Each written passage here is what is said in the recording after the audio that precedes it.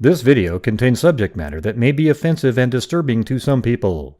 If you are the type to require a warning throughout a video or show, let this message serve as your warning. This channel discusses the harsh reality of true crime. If this warning is not sufficient for you, consider a different genre and unsubscribe from my channel immediately. Huh? It's a house!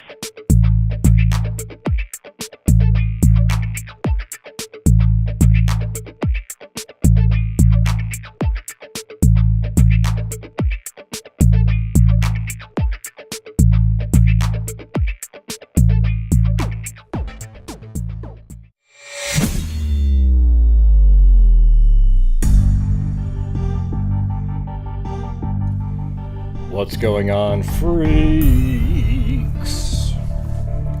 How's it going? Thank you again to the day shift crew for reaching the stream goal. That was very cool.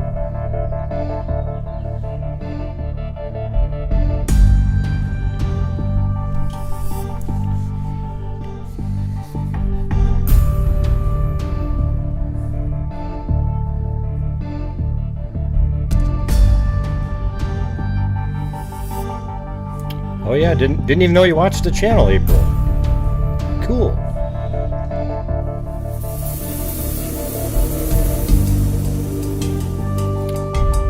Yeah, so I thought we'd go back over. Well, thanks, Zozo. I thought we'd go back over the serial killer possibility in Portland again, just to do it, because it's like more on the national news, and then also a crazy.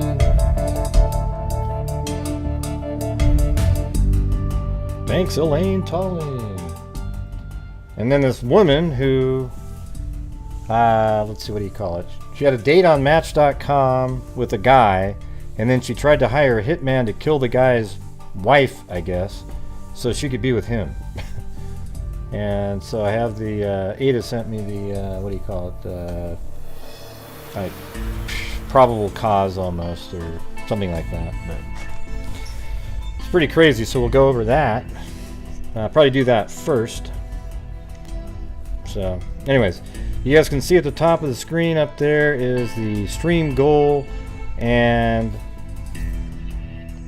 sort of a up in the upper right hand corner, if you can see that, is the super freak. So I think what it is it's every $20, no matter how it's gotten. Like if somebody puts 15 and you threw 5, you get to be the super freak until another 20 is put in there by however it works. Like if somebody put in 2, 3, 5, 7, and then somebody put in 4, they're the super freak. Or your picture gets up on the screen there. That's how that stream boss thing works. And then over on the left just has a sort of a ticker. So, well, look at Chloe. Chloe. Yeah. She's been sort of ignoring Blue when he's been trying to play with her, holding. He'll run over there with a toy in his mouth and like bop it on her head to get her to do something, and she just forget it. You didn't play with me all those times when I wanted to play, so I'm not going to play with you. Of course, when she's ready to play, all hell comes raining down on Blue's head. So.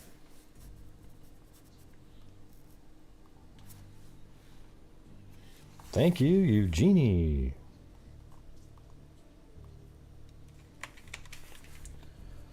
I like how it does the, if you do one of the super thanks, it actually puts the animation right next to the name on this program that somebody wrote, where you just click on it and it puts it out, the comment into the stream, much like StreamYards has. It's kind of similar.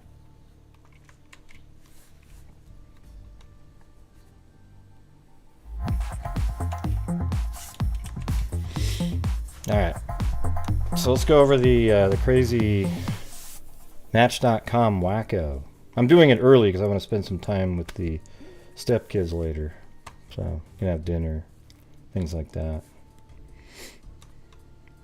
If you're wondering. I might try to do that more on Sundays.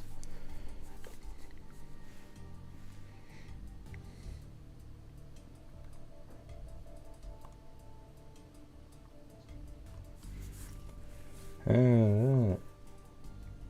don't know where any. This isn't set up for the. Yeah. So for those of you who are watching the Arius thing during the day, you guys, it's fun, isn't it? It's like a whole different. Some of the same people, but it's a different vibe. You know, everybody's just. I don't interrupt too often. I just jump in with comments here and there, and people are just hanging out, doing their thing.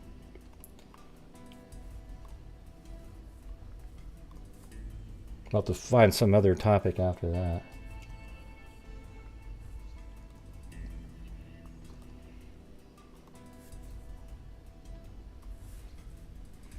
Okay, this is in Dailymail, but I have the document too that goes over it. Hey, thanks so much, K-Dog.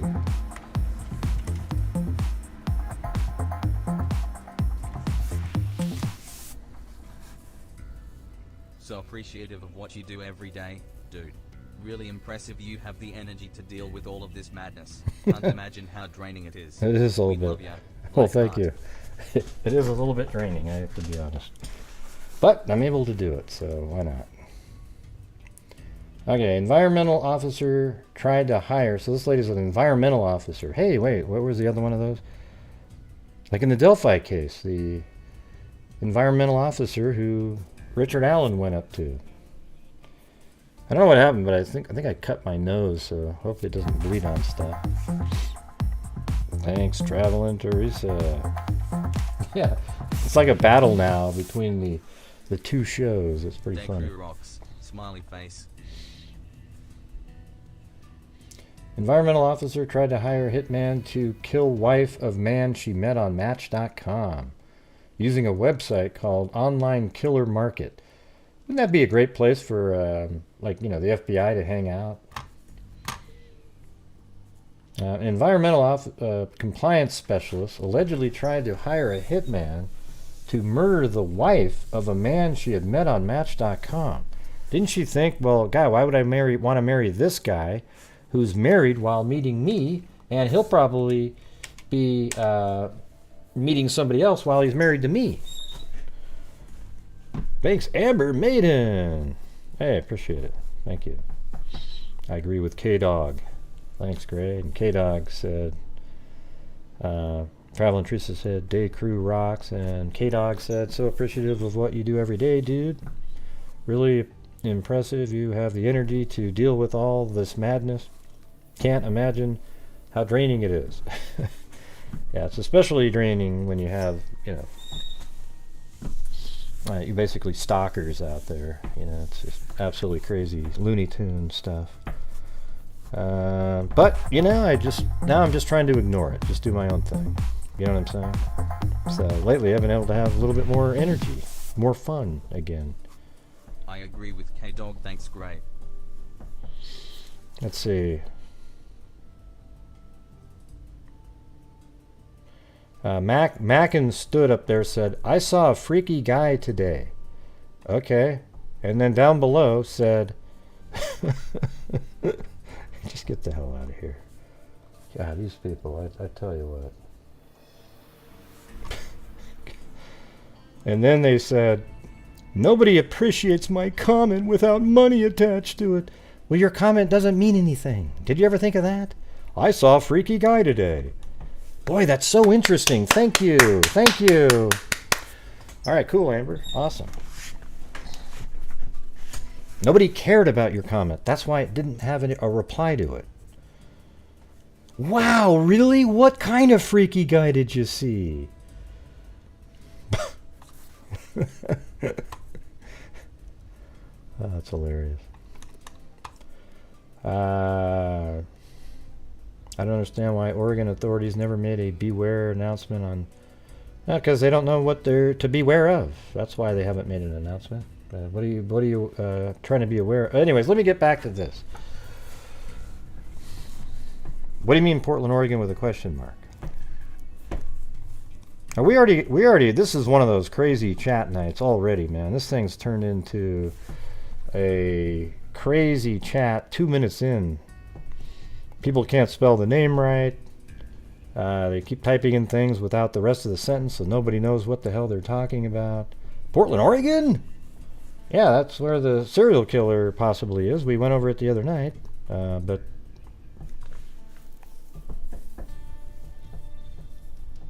I'll let you guys deal with it. I got to do this.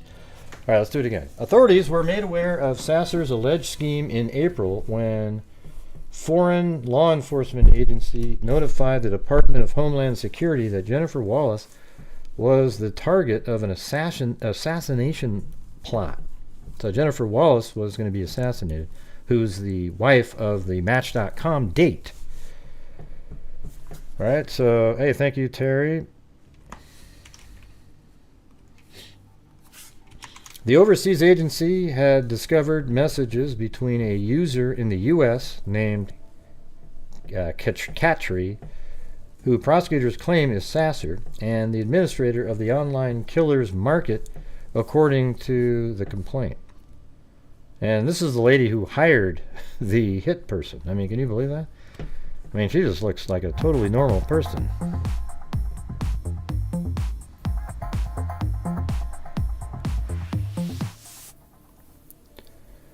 Let's see. And here's the online, this is her, and this is the catch that she was willing to kill the wife of. How crazy. Hi, everyone. Hi, Grant Hughes. Hi, Tina. Hi, Ding, ding, ding. Hold on. Hi, Tina. Hi, Jamie. Hi, Jessica Schubach. Hi, Julie, Jeannie. Hi, Paulette Leonard. Hi, Amber Maiden. Hi, Cheyenne. R. Hi, Zozo. Hi, Cindy. Hi, Annie. Hi, Elaine Tolling. Hello, Kami. Hello, Terry. Hello, Harry. Hello, Shirley Davis. Hello, hello. Hello, hello, and welcome to the show. There is no time to say goodbye. Hey, by the way, I told you, right, that I got the whole new box of... There, look at these. Look at these. Look at that right there. The new box of freak stress balls. Now, what you can do with these is pretend they're one of the trolls and squish their head into oblivion. Or me, even. You can buy it and just bash it into the ground with a hammer. And even you trolls, I tell you what, buy one of these. And I'll ship it right off to you. You can draw a picture of me on the front and just bash it, okay? That might get your aggressions out. I think it'll feel cathartic to you, all right? Awesome.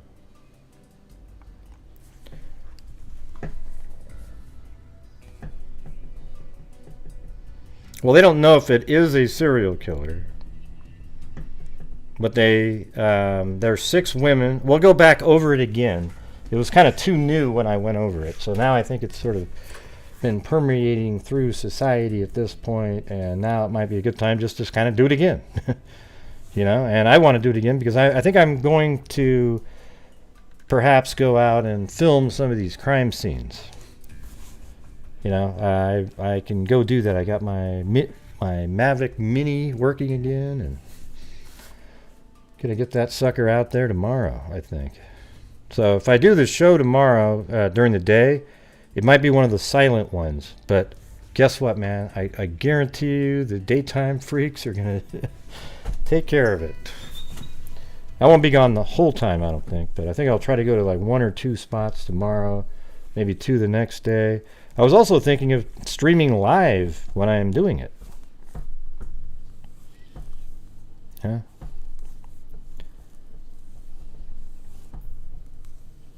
Okay, so let's keep going through this one. The first, dated January 11, 2023, included Jennifer Wallace's full name and address in Platteville, Alabama, along with an escrow payment being made.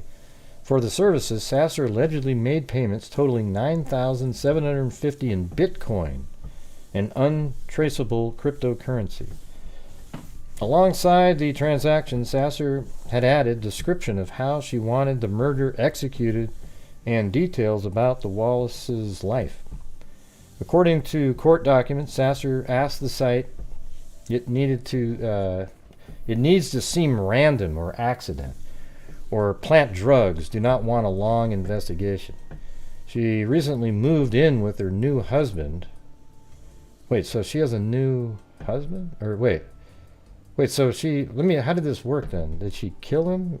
Her? Or, wait. The first dated January 11th. Let me go back up here. It doesn't make sense. So she's just recently got married herself, or what?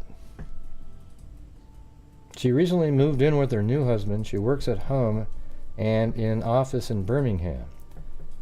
She drives a blue Subaru Outback. Her husband drives a maroon Jeep Grand. I see. This is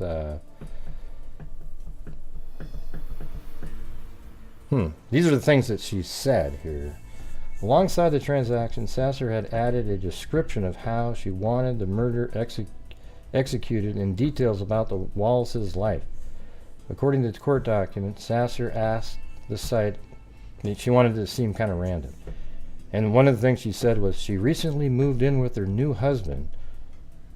Right, but I mean, so he was dating already on Match.com with a new wife? She works at home and in office in Birmingham. She drives a blue Subaru Outback.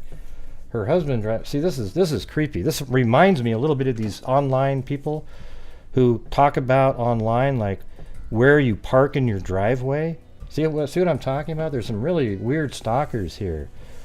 Like, I have somebody online that literally talks about where I park my car, like in a group, hoping that somebody gives a damn about it. You know, even though I've probably mentioned it on my show before, but why would you be talking about it in one of these online groups? It's kind of spooky, isn't it? Those are the creepy kind of people in the world. Yeah. They're just like this. This lady right here is just like all of them who sit there every day. Yeah, see, here's the thing, everybody. I'm going to bring this up really quick. The Reddit group that was out there is no longer there anymore. It's being controlled by other people. And people still, everybody got kicked out of the group, and they write emails, I'd like to come back, how do I get back in? It was so fun trashing Gray every second of every day, it was so great, it was my whole life to sit there and just trash him over and over again. I mean, what an embarrassment these people are, okay? So that group is all gone now. Now there's another one that's still sitting there, just been there the whole time anyways, so I'm just letting you know. And that's what they talk about, like, Gray parks his car underneath the undercovered area and his wife parks outside on the street. Well, it's like 5 feet away. The car that's under the undercovered area is a new car, and we both decided, yeah, let's keep that protected underneath the carport. But who cares about what the reality is? Let's just make posts about, I mean, what are you doing? I mean, are you looking at Google Earth and driving around, looking at my house and stuff? You guys are psycho people and disgusting, and you need to seek help for yourself, all right? All right, anyways, back to this.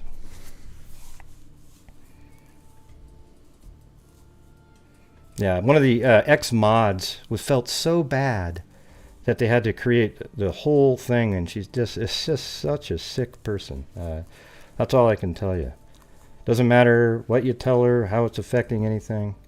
It's just vindictive jackassery, okay? All right, back to this. So anyways, this is what she's saying. She's literally giving out notes, but this made me think of exactly what those people do, this kind of stuff. Her husband works at Publix part-time. They have 3 dogs that bark and jump. According to the affidavit, the information submitted about Jennifer Wallace and her husband was verified to be 100% accurate. Sasser had also uploaded an image of Jennifer, wow, how ironic, to the site so she could be positively identified by the assigned hitman. After officers informed the Wallaces of the threat on their lives, Jennifer is said to have told officers immediately about Sasser. Wallace told cops that Sasser and her husband David had been hiking friends in Knoxville, Tennessee prior to David moving to Alabama to be with his fiancée Jennifer. All right, let's tell you what. Let's just go through the affidavit instead of trying to, get the run-of-the-mill information.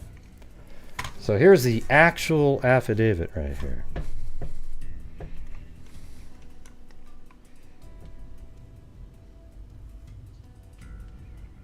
Affidavit is based upon training. I like to get to the part where the probable cause right here. Here we go.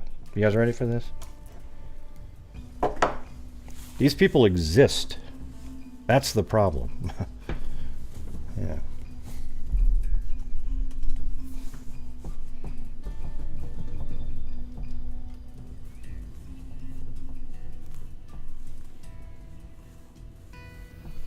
On April 27, 2023, I received information, so this is literally just barely over a month ago.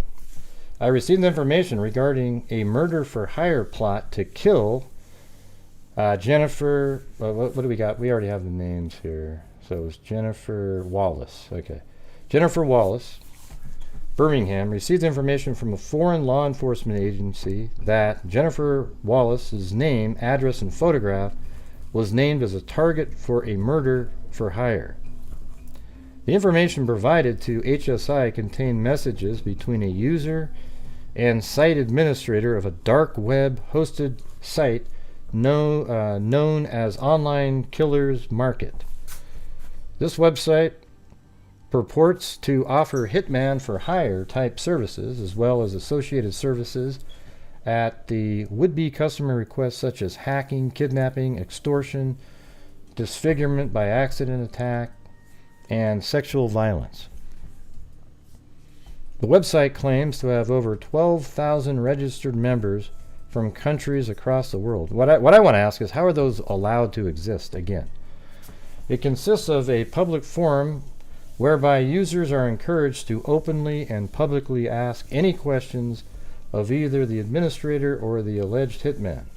There is also an option to create an account where would-be customers are able to submit an order detailing their precise requirements, including full intended victim details.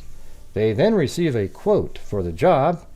An alleged hitman is assigned to the account. There is also an internal messaging system within the website which enables any registered account to directly message any other registered account, an alleged hitman or administrators. The internal messaging system is not dissimilar in appearance and functionality to a regular email type account. The customers of the website pay for these supposed services with cryptocurrencies. Screenshots taken from the OKM website show the order for the murder for hire from the site user Katri was placed on January 11, 2023. Let's see. Description: it needs to seem random or accident or plant drugs. Do not want a long investigation. She recently moved in with her new husband. She works at home in an office in Birmingham. Well, isn't that kind of weird that he has a new wife and he's trying to see you on Match.com? It's a little strange, isn't it?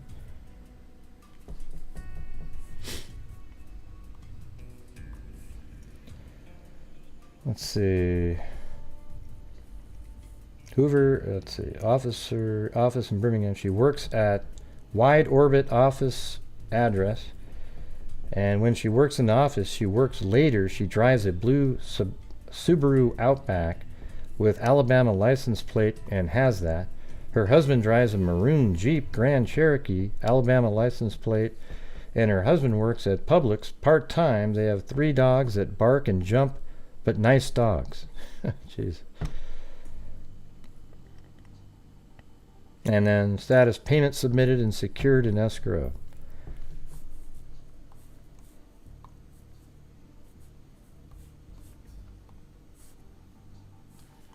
The information submitted in the description message regarding Jennifer Wallace was verified to be 100% accurate by HSI Birmingham. Additionally, Katri uploaded a photo of Jennifer to the website to ensure she could be positively identified by the assigned hitman.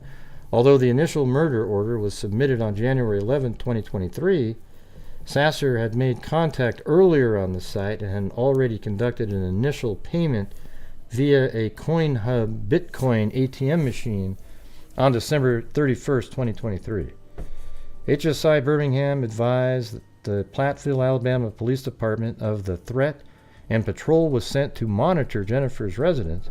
HSI Birmingham introduced themselves to Jennifer and informed her of the threat to her life, and she agreed to an interview. Upon notifying her of the threat to her life, she mentioned Sasser as a suspect. I wonder how she knew her. Sasser and Jennifer's husband were hiking friends. So let's see. Oh, interesting. In Knoxville, Tennessee, prior to the husband moving to Alabama. Sasser traveled to Alabama in the fall of 2022 and arrived at his Platteville, Alabama residence unannounced. Wow, who does that sound like, everybody? Little Jody Arias there? I bet you that's exactly what type of person this person is. Alabama residence, unannounced, after he told her he was engaged to be married. Jennifer Sasser responded to this news by stating, "I hope you both fall off a cliff and die." Also, in the fall of 2022, Jennifer reported damage to her vehicle where an unknown perpetrator gashed the sides of her back. Is this Jodi Arias? Did she come get out of jail somewhere and change her name? Gashed the sides of her vehicle with what appeared to be a key. Following this incident, Jennifer began to receive unpleasant phone calls from a person utilizing an electronic device to disguise their voice. Now, hey, listen, don't let me reading make you shy away from helping reach our stream goal up there, everybody. Thanks, Paul Ayers. There we go, right there. Thank you very much. Put that in for the spin. Chewbacca? Oh, I'll do Chewbacca if you want me to. So she began to receive unpleasant calls. Let's see. Calls from a person utilizing an electronic device to disguise their voice. You mean much like, "Hi, what are you doing?" Yeah, something like that. Yeah. The threatening phone calls were received on Jennifer's phone and displayed various call numbers. Incoming phone calls reported to be from voice over IP or computer-generated phone numbers and internet calls which were untraceable. Whoa! What the heck? Miss being around. Yeah, I haven't seen you for a while. Hope you are doing well. Thank you, Gray, for all your hard work. And hit that like button. Subscribe. Join the freak family. Hope you're all doing well. Thank you, Gray, for all your hard work. And hit that like button, thumbs up, subscribe, and join the freak family. Heart. Well, I hope you're feeling all better now, as well. I gotta tell you, I mean, I've been sick before, but what's weird about COVID is sort of the it doesn't just kind of go away. It's sort of a slower thing. It sort of lingers around, even when it's all gone out of your body. Your body gets whacked out. It's weird. Thank you, Danielle. Well, it was good to see you, and thank you very much for your generosity there. Very cool. And thank you too, Danielle. I'm glad you got rid of the last part. Danielle Dropbox? I mean, really? Yeah, it's weird. It just sort of lingers around. I don't know, man. Something weird about that one. All right. So anyway, she would call with using this voice changer app. We eventually contacted her phone provider and requested that a block be placed on all incoming voice over IP phone calls. I'd like to do that. Jennifer stated she and her husband use a fitness tracking app called Strava when they hike and exercise. This app is connected to their Garmin watches to share location information. HSI was able to link certain reports communications to the dates and times located on Jennifer Strava's activity and location. On March 27, 2023, during which Jennifer was taking a walk in her neighborhood, Katri messaged OKM and stated yesterday she worked from home and went for a 2-mile walk by herself. So that's a stalker hanging out, like watching somebody and seeing what they're doing, much like saying, wow, great, his wife parks out on the street and he parks under the carport. And, yeah, wow. Strange stuff. Strange stuff. You might want to look in the mirror there, wackos. This app is connected to their Garmin watch. Okay, so during which time Jennifer was taking a walk in her neighborhood. Katri messaged OKM and stated yesterday she worked from home and went for a 2-mile walk by herself. HSI Birmingham verified Jennifer's Strava app. She had indeed walked for exactly 2 miles on March 27th. Also stated she was working from home on that date. An individual following Mr. and Mrs. This is the, let's see, hold on. So this is going to be David and Jennifer.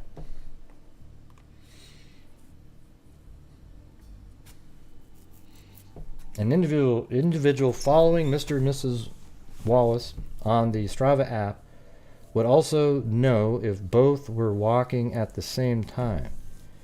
HSI believes Sasser has been monitoring, so maybe she just is able to monitor and isn't walking around stalking in person, but stalking them digitally. On the internet dating website, okay, so HSI Birmingham interviewed David, and he stated he met Sasser on the internet dating site website Match.com. David stated that Sasser assisted him in his planned Appalachian Trail hike by making reservations at home, hostels, and other rest points, and took care of his vehicle for him in his absence. David stated Sasser is employed by pilot headquarters in Knoxville, Tennessee. Sasser drives a Hyundai vehicle, which is identified via a photograph of the vehicle.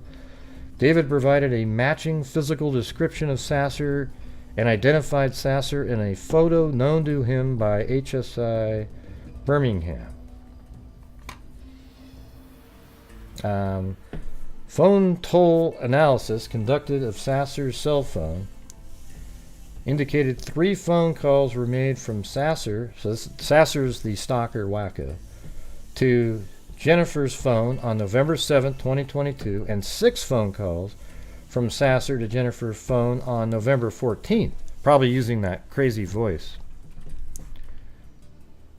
Yeah, exactly. Hey, thanks, K-Dog. Yeah, exactly.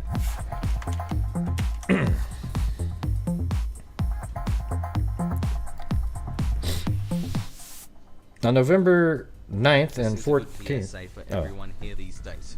Maniacs exist everywhere. This is a good PSA for everyone here these days. Maniacs exist everywhere.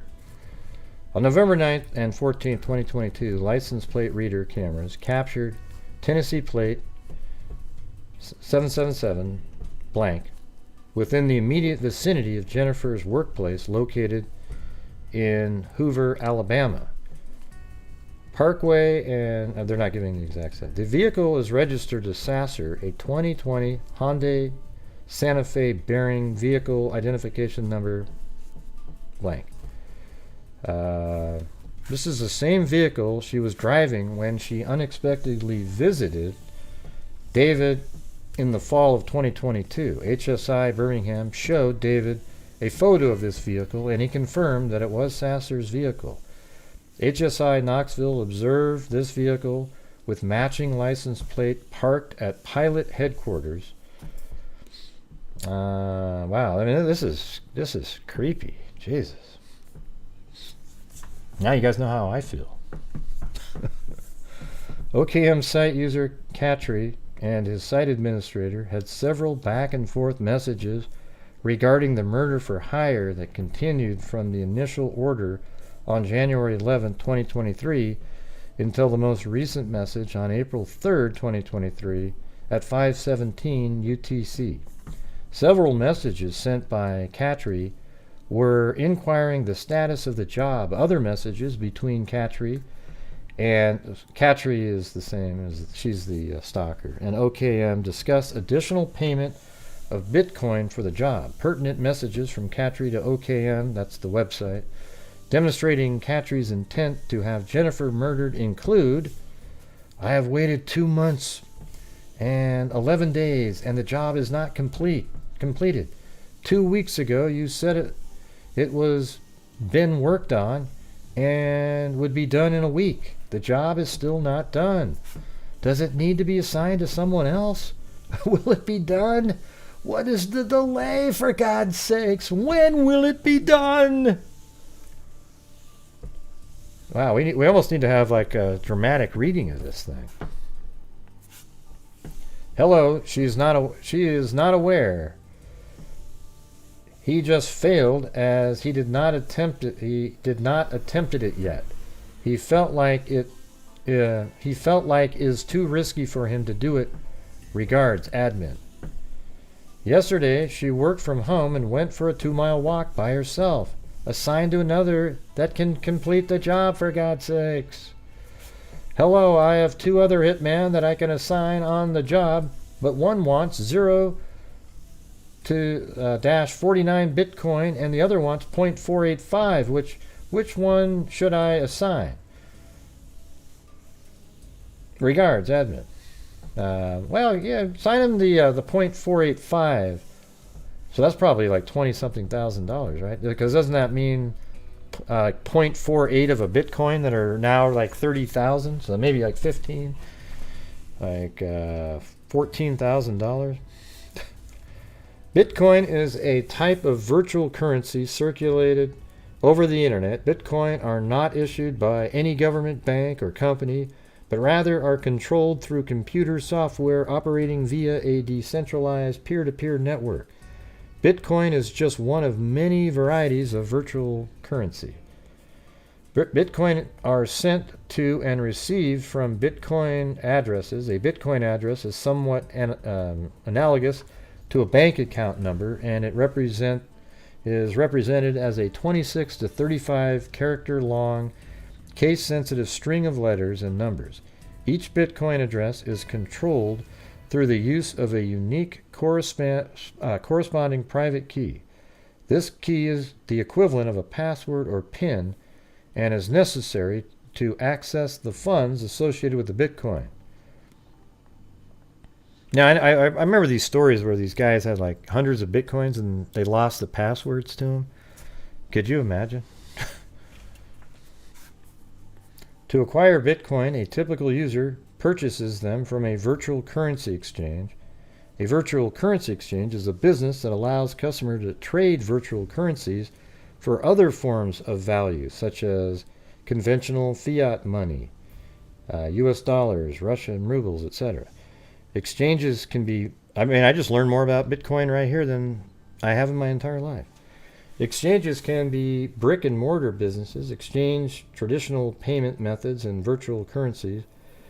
Let me go down here. To transfer Bitcoin to another Bitcoin address, the sender transmits a transaction announcement, which is electronically signed with the sender's private key across the peer-to-peer network. To complete a transaction, a sender needs only the Bitcoin address of the receiving party and the sender's own private key. This information on its own rarely reflects any identifying information about either the sender or the recipient. As a result, little to no personally identifiable information about the sender or recipient is transmitted in a Bitcoin transaction itself. The blockchain logs every Bitcoin address that has ever received Bitcoin and maintains records of every transaction. While a Bitcoin address owner identity is generally anonymous within the blockchain unless the owner opts to make information about the owner's Bitcoin address publicly available. Investigators can use the blockchain to identify the owners of a particular Bitcoin address. So I wonder if that's what this next part is about. HSI served legal process to CoinHub, a cryptocurrency ATM company headquarters. Let's see. They found transactions that match Catri's accounts there.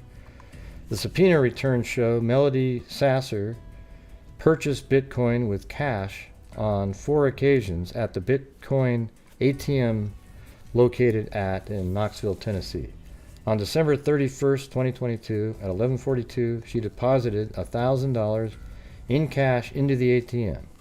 After subtracting the Bitcoin network and CoinHub fees, a total of, wow, so that's a lot of fees there. A total of $750.89, 786 cents worth of Bitcoin was sent to Bitcoin address. The funds were sent from this Bitcoin address on January 4th, 2023. And I think they were sent to that website, right? This address identified in the screenshot our MRSBTC payment 14 as the receiving address, Catri on OKM, so that's that website. On January 28th, Sasser deposited $1,300 in cash in an ATM, again after subtracting the Bitcoin network and CoinHub fees. Man, whoever owns CoinHub here, I mean, look at the, they get like this massive, they're right up there with YouTube.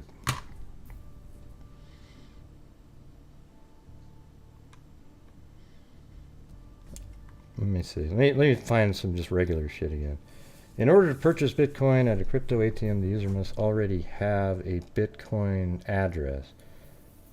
That will receive the Bitcoin during the cash for crypto transaction. The QR code for the Bitcoin receiving address is scanned at the ATM. The user then deposits the cash into the machine, and the ATM sends the purchased Bitcoin amount to the address from the QR code.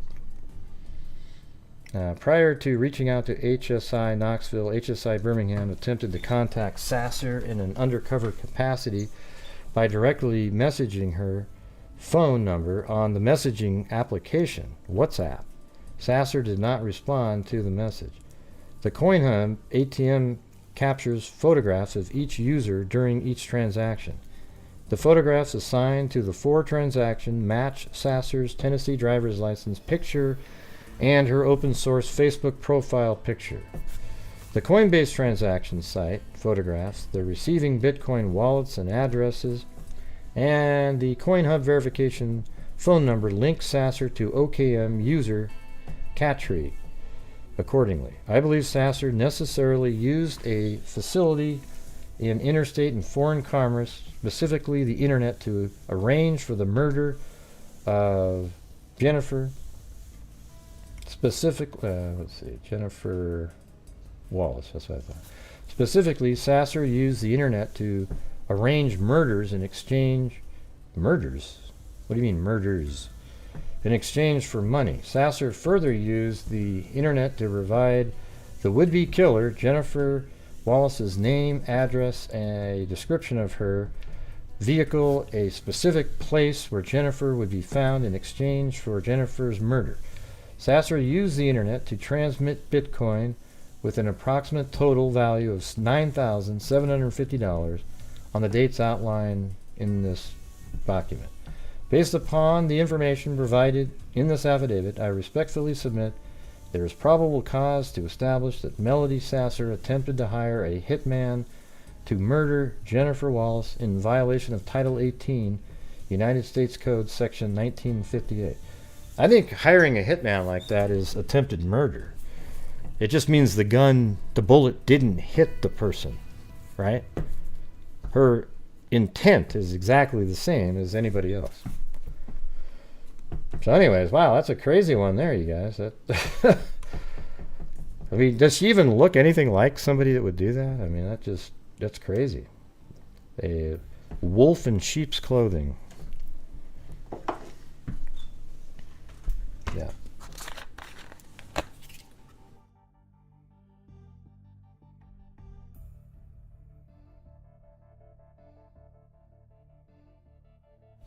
Man. I wonder how she was tracking the phone, the watch. Well, I mean, was she literally there watching her walk the 2 miles, or was she had access to the digital readout of the, geolocation from the exercise watches? I don't know. Thank you, Lisa Murphy.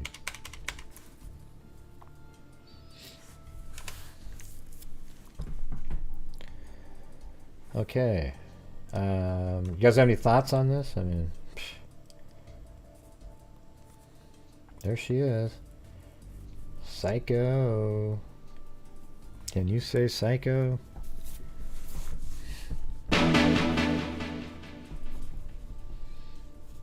Thanks for reading, Grant. I appreciate you, heart. Okay, so what we're going to do now is we're going to go back over these, the serial killer case. And thanks, Ada, for sending me the PDF file there. Good stuff. I like having the actual documents rather than the articles. Yeah. Guess who was just like that, Cheyenne? You gotta, it's amazing the similarities of this lady here to something like when you're going back over the whole Jodi Arias trial. The same type of stalking, crazy behavior. Weird.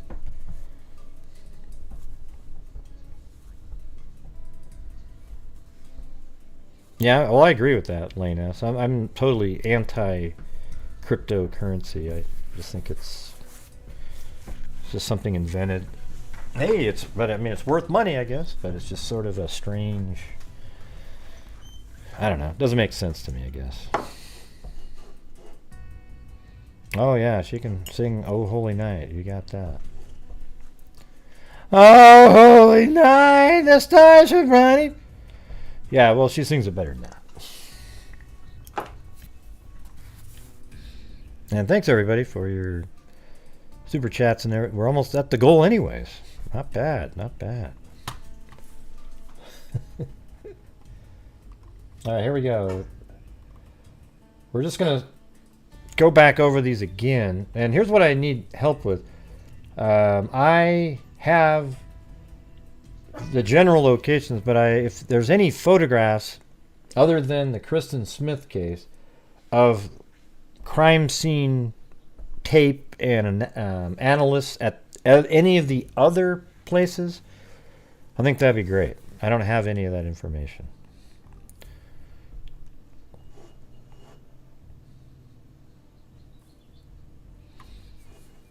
Alright, so Kristen Smith, we've got that one pretty much dialed in, but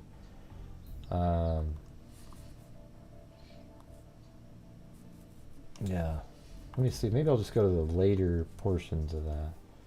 Well, I mean, we can just say, I just want to go over this again because people probably missed the first show on that. So, Gresham, Oregon, Gresham Police, this is Kristen Smith, who went missing in November of last year, actually, but police is asking for the public's assistance with locating a missing 22-year-old female, Kristen Smith. She sometimes uses the last name Reedus, like the guy from The Walking Dead. Kristen's family says that she usually checks in with them frequently. They are concerned because she hasn't checked in, and they haven't seen her since November 19th, when they saw her in Portland near Mall 205. So again, they're saying like near Mall 205. I mean, what was she doing? Kristen's family is concerned because she was reportedly in an abusive relationship in the past. So there's a couple of cases in here. Like I said the other night, I think 4 of them are related. for sure. Maybe one or the other ones aren't, but we don't really know.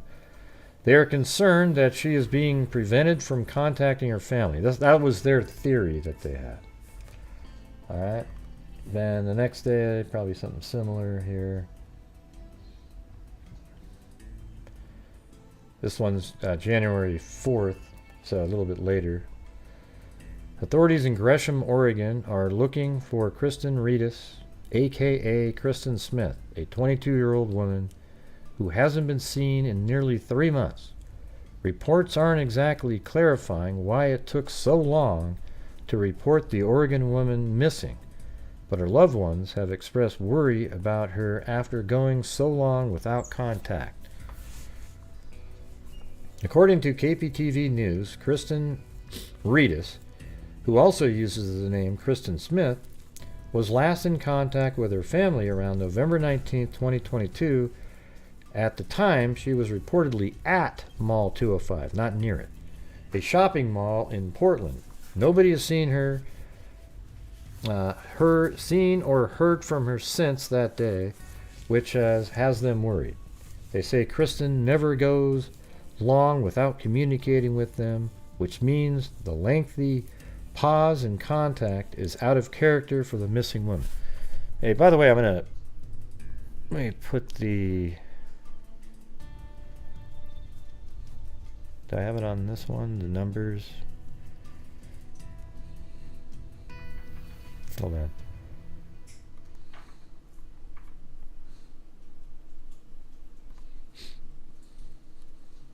I think it's Zoom. There it is. No.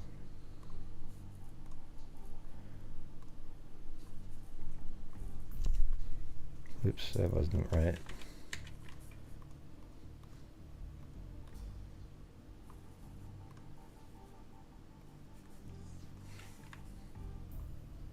Yeah, so if there's anybody that's a family member or a friend of any of these people, you can call in up here. Let me...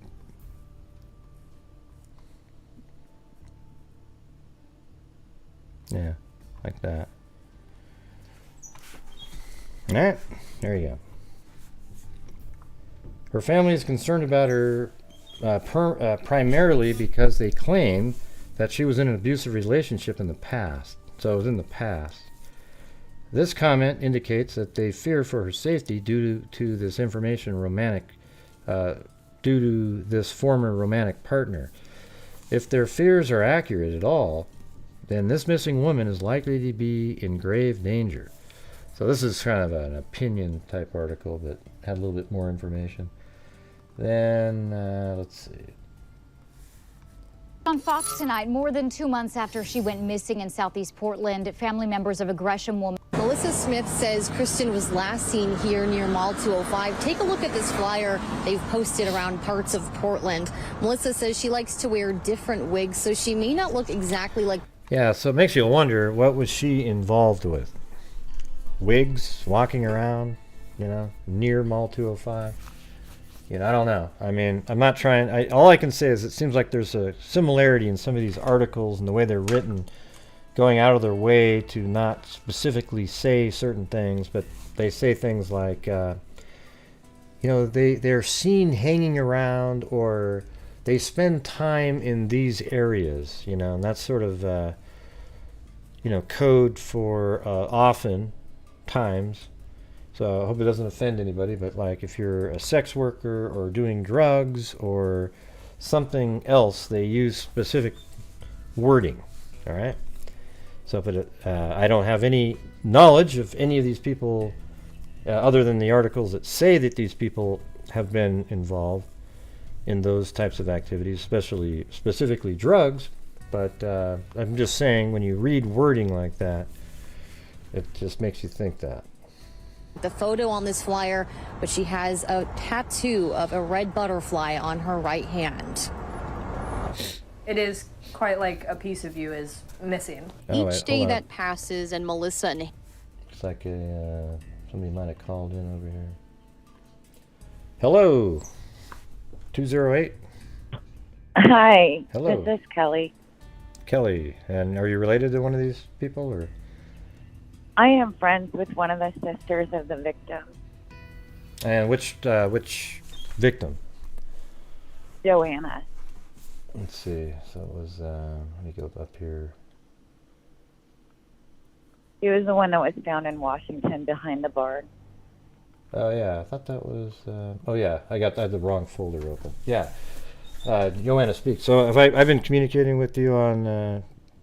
I messaged you the other day, and I wanted to apologize for that. It was a emotional day for me, and I had a stroke and a brain aneurysm, so Oh jeez. I can.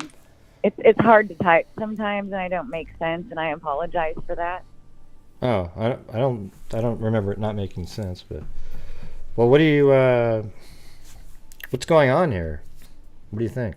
Well, the first body was found in February. I think that our biggest concern right now, and why we started reaching out to YouTubing, like you were the first person I actually contacted in the middle of another one of your shows.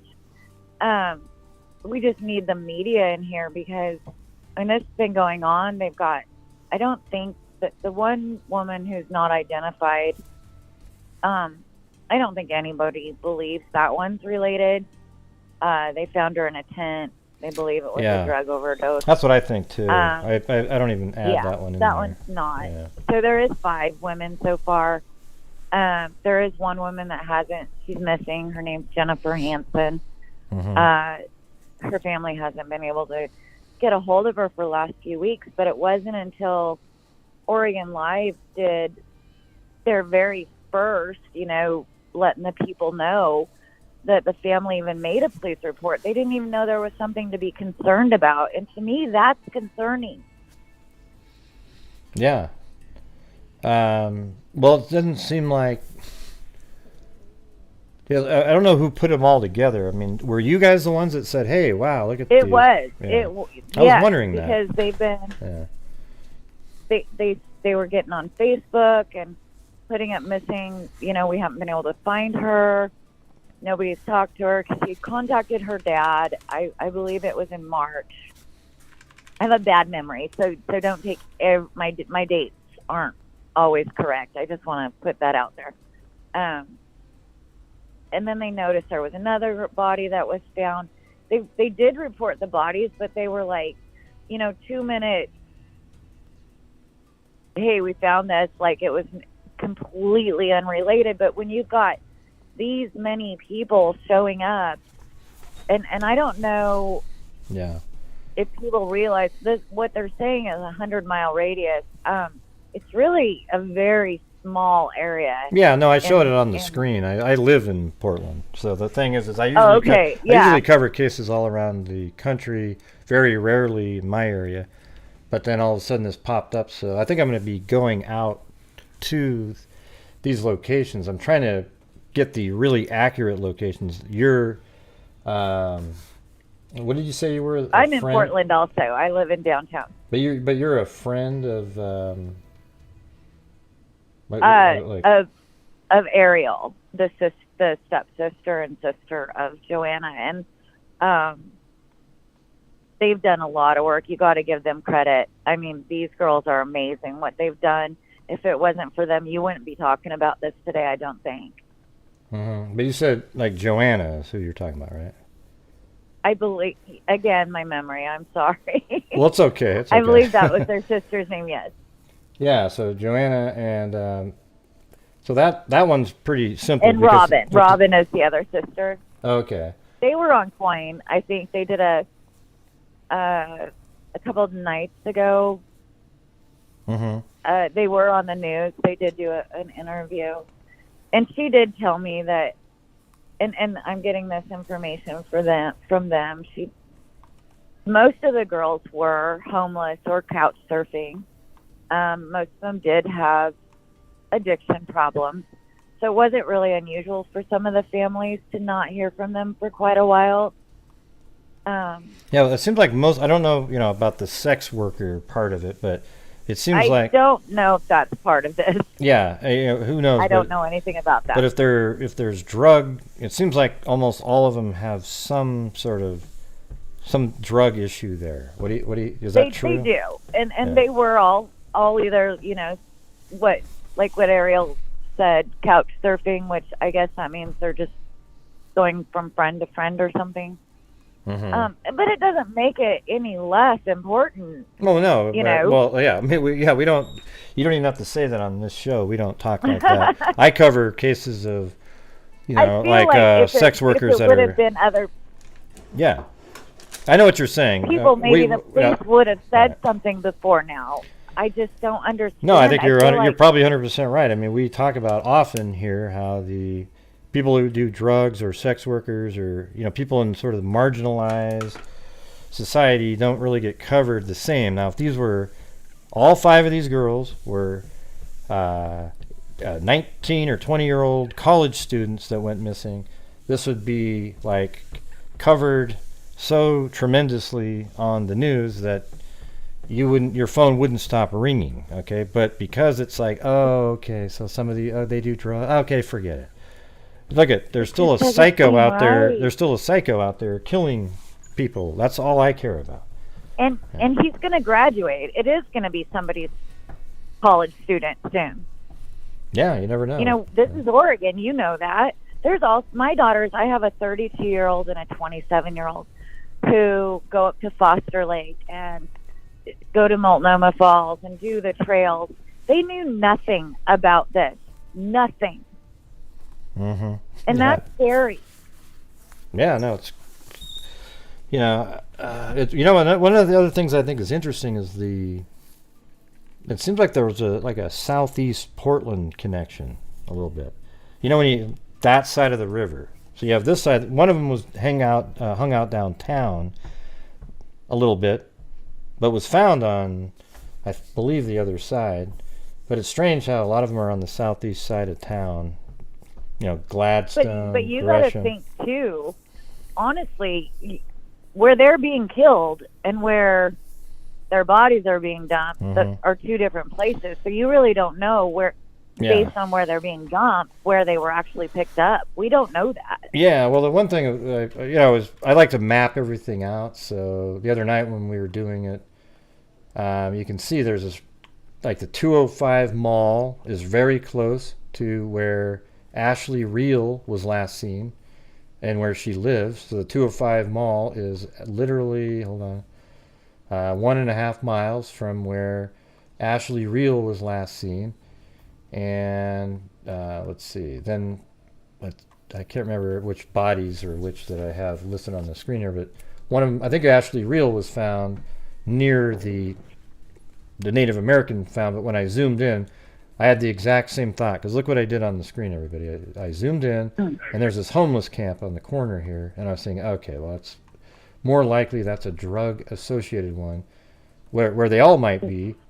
But see, that's the connection, though. That's the thing. That's so listen to this. So, and I know people who aren't from Portland, and maybe you can explain this better for them. But so the map, the 205 connection is right there that goes straight to downtown. Mm-hmm. And I can't remember the name of that building, but it's been on the news a couple times. It's like the old police station or something. That it's so easy for someone to go from the 205 area downtown, and that's where all these people are getting their fentanyl, apparently. So just because they're at 205, that's a really easy ride on the map down to. Well, what have you heard about how they, like the head other than them being with blunt force trauma?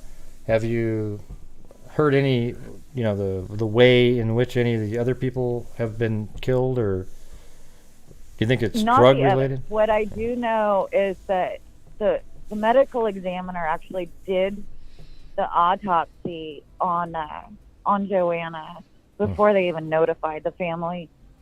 Apparently they'd found her body, and they didn't get the phone call until 3 days afterwards. They'd already done the autopsy. Because when they first found out that their sister was killed, they assumed it was an overdose until they talked to a medical examiner. And she had blunt force trauma to the back of her head and neck, and that's all they know. Yeah, I'd like to know about the other ones. They're not releasing that, but they've done, if they've done the autopsy before they even notified her family, before they've had to have done it on the other women, I don't know how to get they're not saying anything. But I also feel like these police departments aren't really talking to each other yet. Well, they said they I don't are. understand why. They said they are in the articles. Yeah. Well, I'm not like, I wish to gosh I would have watched 100 more of your episodes before now, but That's all right. don't they usually typically, I mean, like on CSI, they have like a lead person who connects everybody? I don't see where that's happening in this. Do you? No. I mean, they might have like a task force, but it says that they're all communicating with each other, the different jurisdictions. Hey, do you think any of the family members would call in and talk, or do you know any of them? I can get Ariel too. And that's the sister of Joanna? Yeah. Okay. Would she call in tonight? Or, I mean, right now? I honestly, I haven't tried to get a hold of her, but I can right now. Hold on. Okay. If you want to. You got to be patient with me because I'm really technologically challenged too. It's all right. Let me message her and ask her, and then just send her that screenshot I took of your phone numbers. Yeah. That I called in on. Yeah, I guess you could do that. I mean, I could actually make it easier. I have a bunch of Skype. Well, I'll do that on a different show, but that's the numbers for tonight. I've got it already set up, but I've got Skype numbers that are just regular phone numbers, but I'm not using Skype tonight. I'm using Zoom. Okay, here. Would you review right now?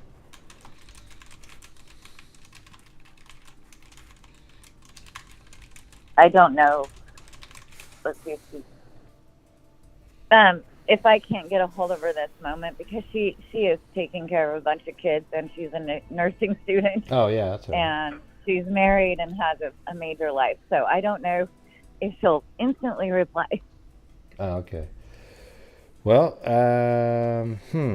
But if she doesn't, I can always email you again. I don't know if you got my email. Did you send me an email, or was it that you sent me? You said you messaged me or something. I never got anything from you. I think it was an email, because I might have sent it to the wrong email. I don't know. I'm really. That's okay. Don't worry about it. I'm trying my best here. This is Yeah. like. So I sent you a message to grayhuve2@gmail.com. Oh yeah, that's my email. I wonder if it went to like spam or something. When did you send that? Friday.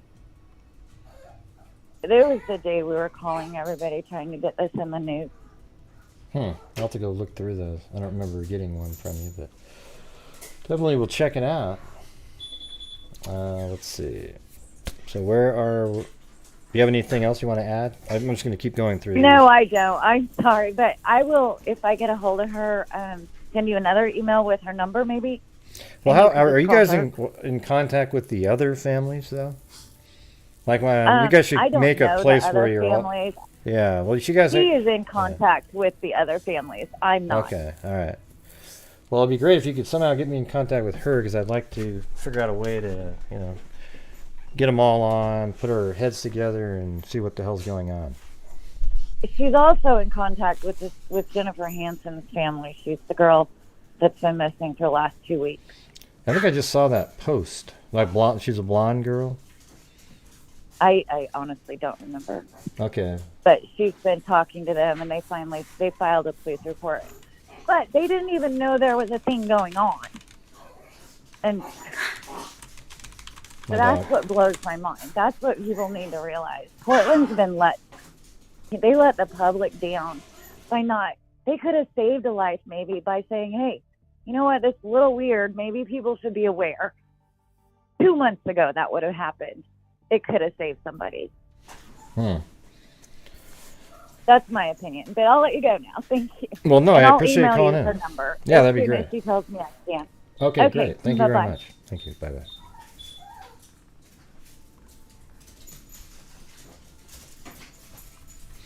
Yeah, that'd be cool to actually talk to the family members here. See what the hell's going on.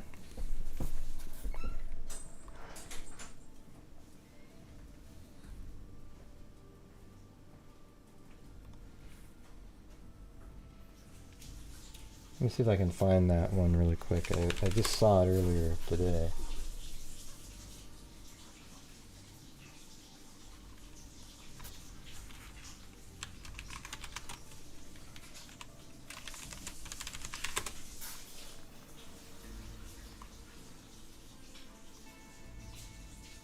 Let me go down. You know what I'm gonna do right now? Let me share this in that group. There's like a smaller kind of group here.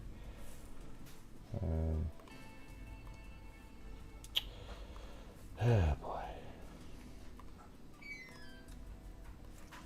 So many windows.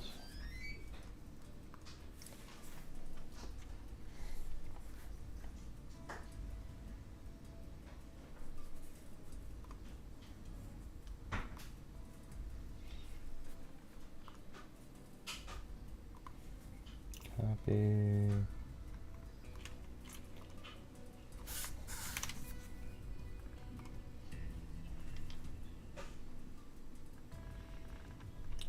I'm trying to find the one that, there she is right there. Is this the one?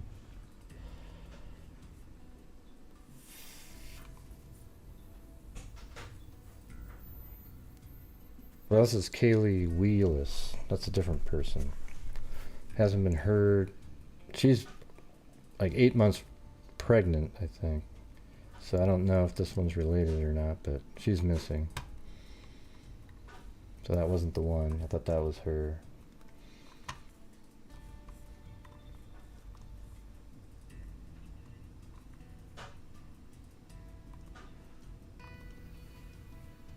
Just why? Just how, like, why did this happen? How? It just doesn't make sense. Robin Speaks is desperately searching for answers after her younger sister, 32-year-old Joanna Speaks, was found murdered. We're all just asking every single thing that you could think of. Just, you know, maybe it was this, or did we check here, or we're trying to cover all the bases, but we don't know.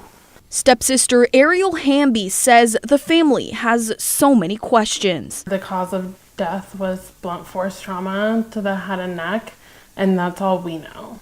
Richfield Police Department and Clark Cowlitz Fire Rescue responded to reports of a body on April 8th.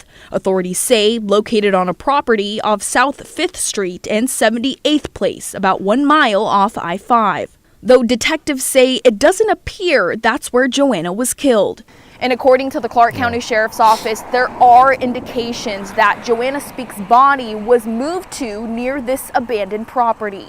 Behind these no trespassing signs, there's an abandoned barn. This is Speaks. This is the one that the lady who just called was friends with the sister. So that's the barn right there, and that is on this map right here. It's, if you go right down to the street view here, this is the same gate that the lady is talking in front of right there, and then just behind her is a barn right there, and from over here you can see it's pretty dilapidated.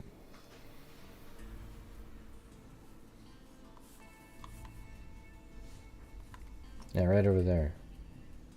So apparently she was found in this barn.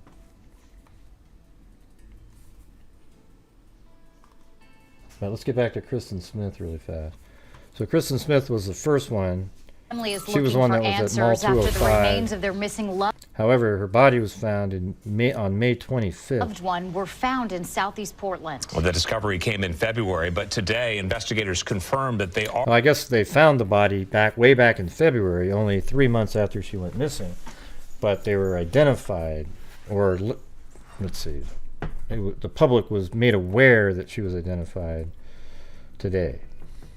Or not today, on the 25th. Are the remains of the Gresham woman who was reported missing late last year. Fox 12's So-Young Kim sat down with her family and joins us now live in Southeast Portland with this story. So-Young?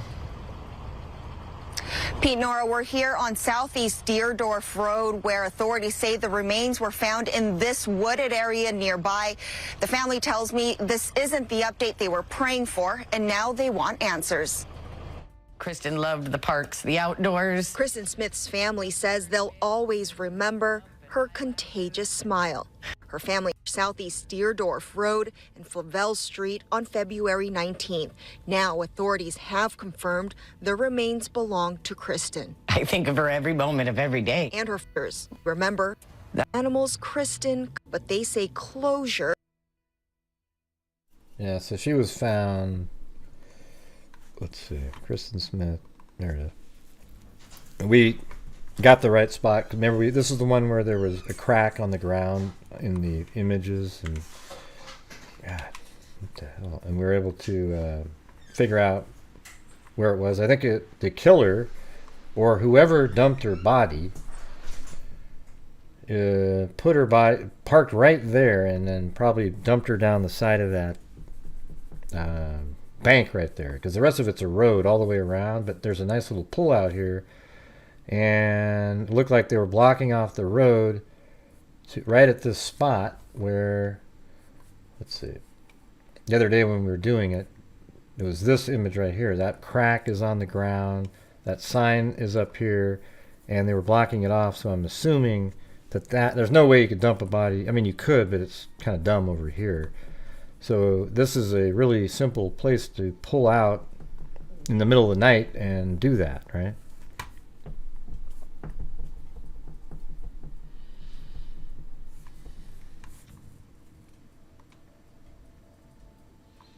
And that's a picture of her right there. That's Kristen Smith. Then Joanna Speaks, who were we just talking about with the caller. Woman found near abandoned Ridgefield barn, so I guess maybe not in the barn, but right next to it, died from head, neck injuries. So, you know, that person there didn't die from drugs, right? So there isn't a drug element, even though there might be drugs as part of the case. That isn't what killed her. So that one, you know, I mean, was she accidentally hit by a car and then somebody drove her there and dumped her? I mean, I don't know. It seems more likely that she was just murdered by somebody. The ME determined that 32-year-old Joanna Speaks died from blunt injuries to both her head and neck. Her death was ruled a homicide, so that means some other person caused her death. In a release Tuesday, the Clark County Sheriff's Office revealed Speaks' death was now being investigated as a homicide. Speaks' body was discovered on Saturday, April 8th, near barn at 8004 South 5th Street. Deputies said her body was likely moved to that location.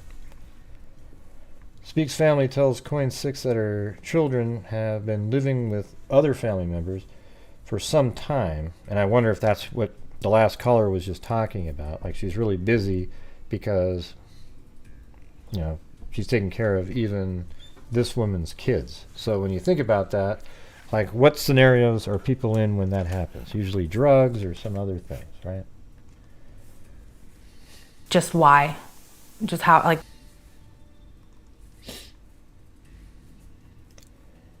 Speaks found dead outside of a barn.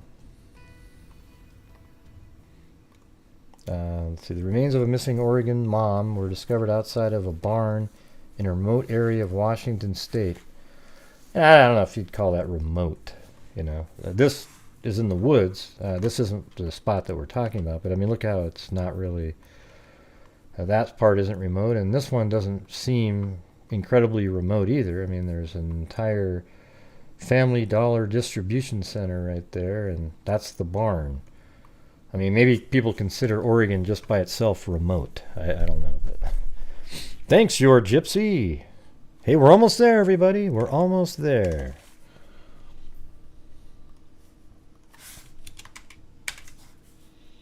Thank you, your gypsy.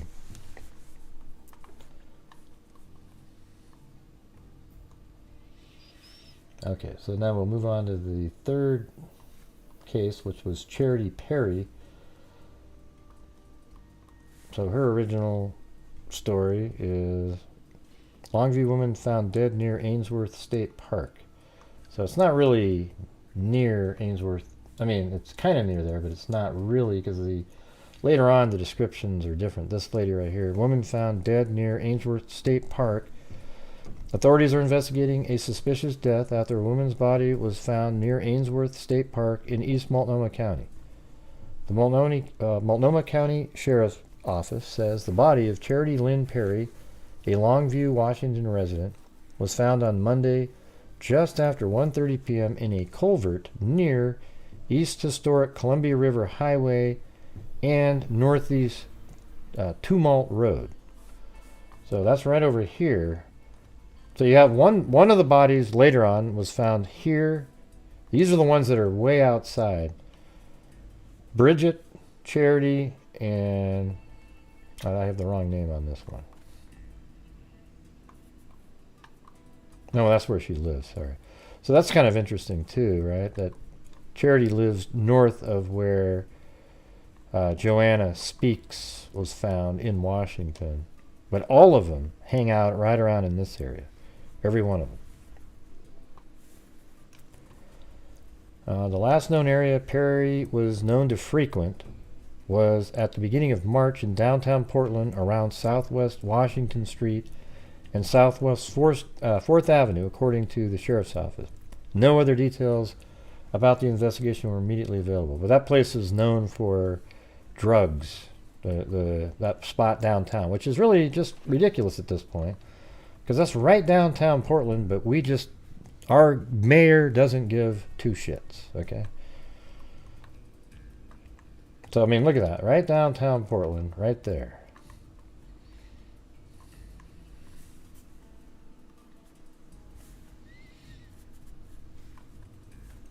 Man, you guys are... I'm going to have to play the horn here. You guys are so damn quiet.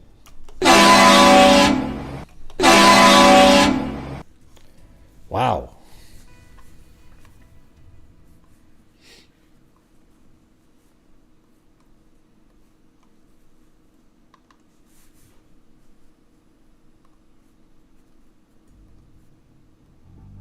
I'll just put my own music louder just so I can hear something.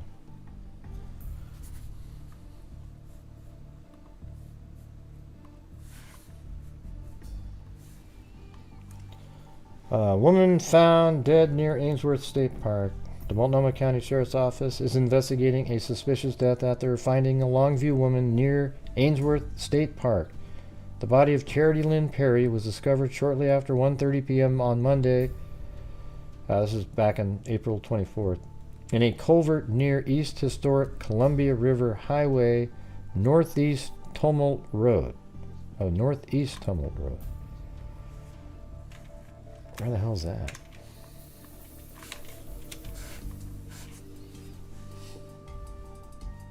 Okay.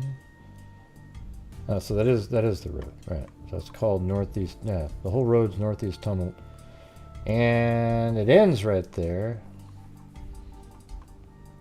But that highway that they're referring to is right over this one right here. So I'm not really sure if they're counting this Enquist Road as Tumult Road, because it doesn't really ever intersect with it. Well, I guess, yeah, even over here it doesn't. So that Northeast Tumult Road merely goes like this. And this is actually a road that goes over, that's not a culvert. So I don't really know. That park that they're talking about is down here, so right there. So it's not, doesn't really make sense when they're saying that it's near there. I mean, it's kind of near there, but not really. And but Northeast Tumult Road is right there, and they say it's near this other road that goes by right here too. So I don't really, there's no intersection of it. They could be talking about right in here. I'll go check it out though. I'll try to find the spot. That's going to be a long drive though. Well, 45 minutes or so. So that's where one was found, but again, there's drugs in the person's life, right? Then we also had the unidentified woman who was found. I never thought she was part of this grouping, but she could be, you know. Because again, this person probably did drugs. And she was found like right down in here, and you know, you can see right there, that's what all of Portland looks like right there. Just insane, stupid.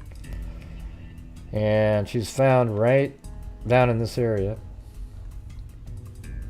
which isn't far away at all from where the body of, that was Kristen Smith, right? Where she was found, maybe 3 miles away.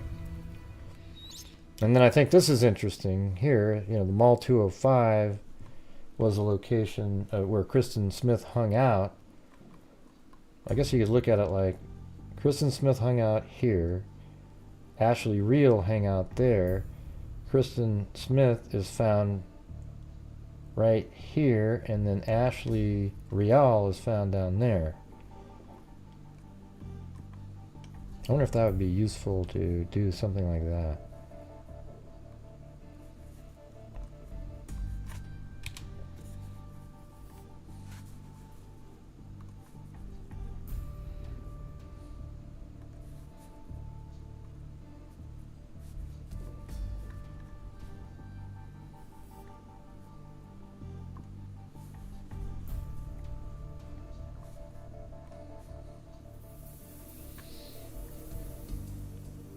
Yeah, so there. And Perry is like this.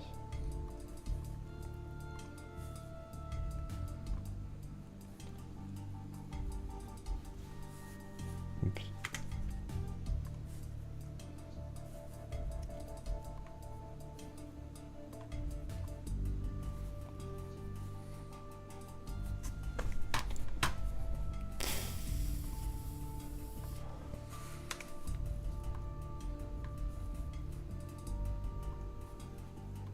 Not sure how this line's sitting there. It doesn't make sense.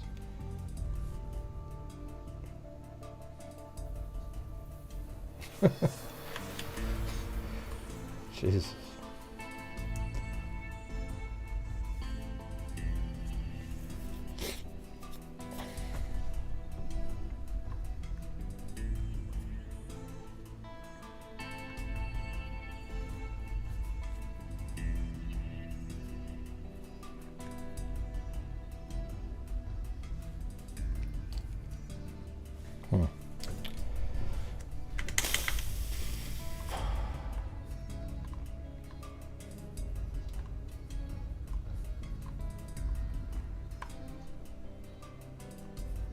It's weird how that's just sitting there and it shouldn't be floating there. I'll have to figure that out later on there. There's this little line that's just sitting on the screen, and there's no reason for it to be sitting there. But as you can see, guys, we're not quite at the goal yet. I have to make tonight sort of a shorter type night because I'm going to hang out with the stepkids. It's the only way to make it worth it. So I've got, you know, about an hour and a half in here, probably another hour left, perhaps. And hopefully we can get to that goal. The competition between the day and the night.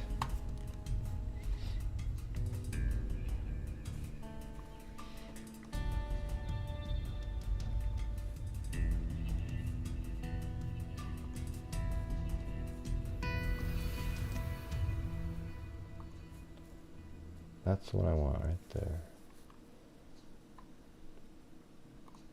There. So these ones were from here to here, from here to here, from there to there. They weren't found anywhere near where they were last seen. And then Bridget here, she normally would hang out in this area, but she's found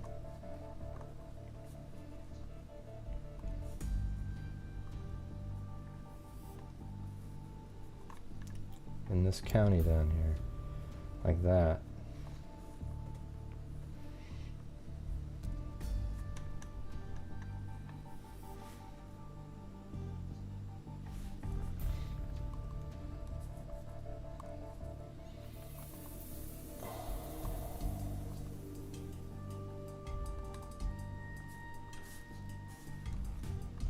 Alright, so Bridget is this person. Where the hell's her picture? Right here. That's Bridget right there. And authorities are requesting assistance from the public for information about a suspicious death. The Polk County Sheriff's Office announced Wednesday. Officials say the body of Milwaukee resident Bridget Leanne Ramsey, Milwaukee's kind of like southeast too, Webster, was found Sunday afternoon on Harmony Road near Mill Creek, northwest of Polk County. So that's way down here.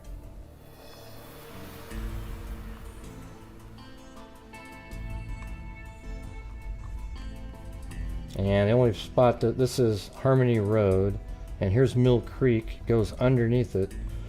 You know, that's sort of near Mill Creek, and that's kind of near Mill Creek. But I'm kind of thinking that it was maybe right here, because you could easily just pull over right there, and again, put her body down on the side there. It's a place to pull over. Doesn't sound like she was found in the water, so you probably could have driven up here and driven down this side road and just kind of put her in there. That's what I would guess based on the layout there, but I don't know.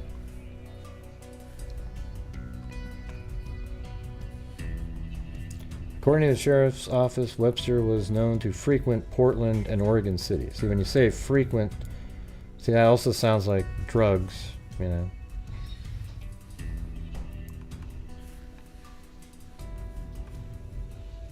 Thanks, CaliGal3. you're so generous. Thank you. Man, you got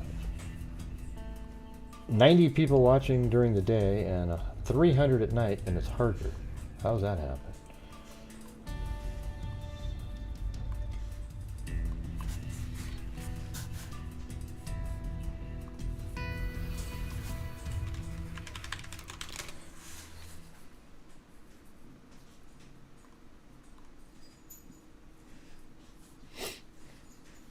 Ding, ding, ding, ding, ding. Oh, there you go. Already met from CaliGal3. Thank you so much.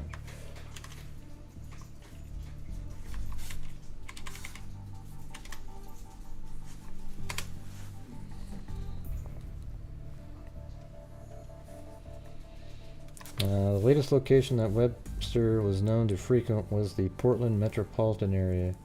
See, if these murders were spread out over time, you wouldn't really think much of it. I mean, they suck, but it'd be kind of like, well, that's standard. But these are all right around the same. One of them, the two outliers for me are the unidentified person and Kristen Smith.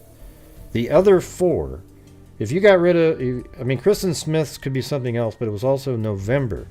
These other four are right around the same time frame, all of them. They're, you know, February to April, 4 different women whose bodies were put in locations that are not where they were killed and they were dumped.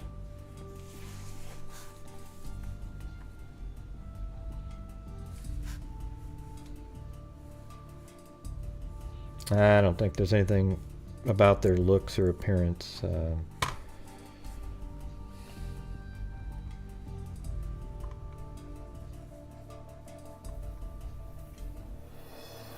What I got to work on is I got to get some of these family members on so they can talk about it.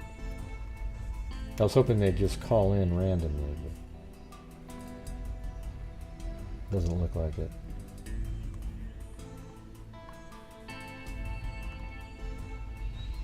Yeah, and then the last one is Ashley Reel here.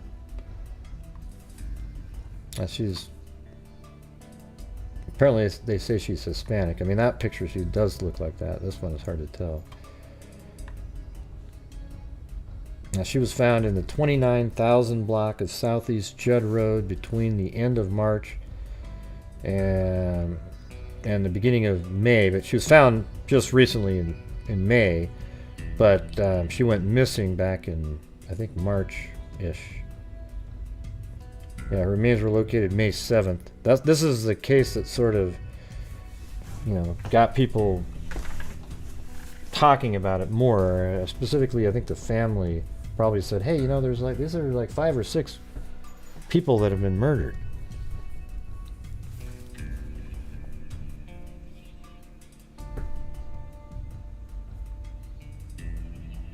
And she was found. See, this is the one that's hard because all of these are hard to find the precise location. That's why I think I have to go there to see if I can see where the ground is matted down and people were in the woods or something. So those lines are gone now that were just here a minute ago.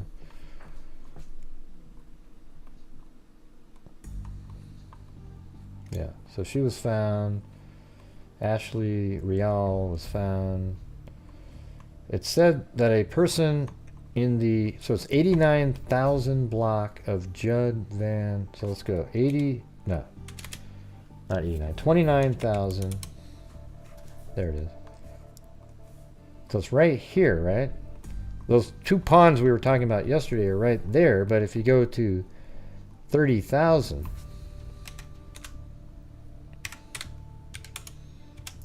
that's this direction. So that means between here and here is the pond.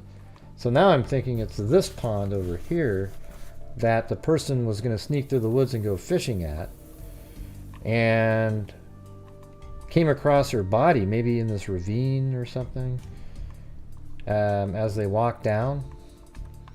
So her body was just found somewhere around in this area. These 2 places here, while it seems... And also the description was that it was through dense woods. Well, right here, if the car parked, that isn't dense woods. There's almost nothing going on there. See, just a little trees. This, however, going to this lake over here to go fishing, that's really dense woods.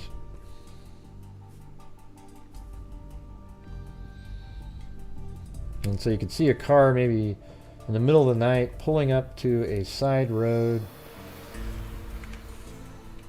Let's do 2,900 again, 29,000. So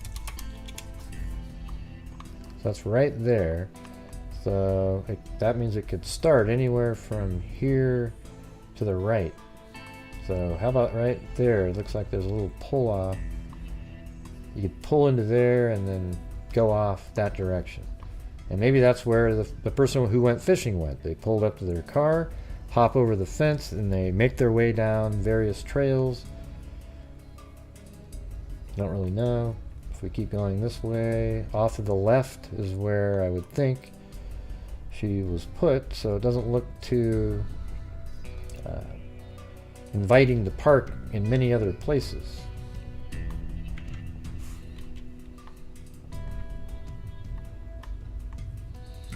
You wouldn't park over here because you're going through somebody's yard.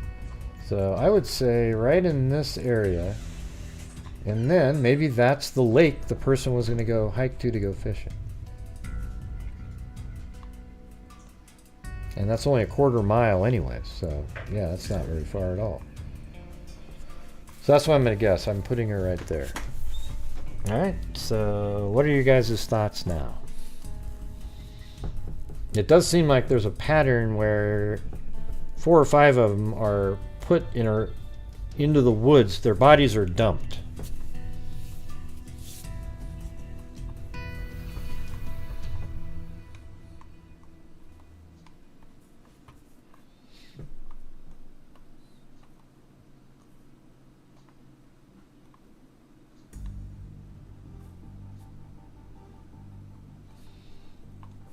And we don't know where they were all last seen. That's the thing. I'm just going to get rid of these little lines. They're not really helpful.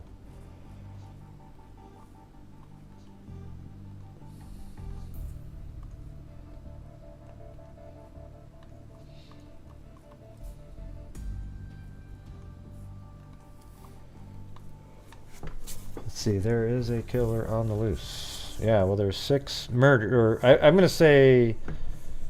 There are 6 murders, and they all seem to have drug associated with them.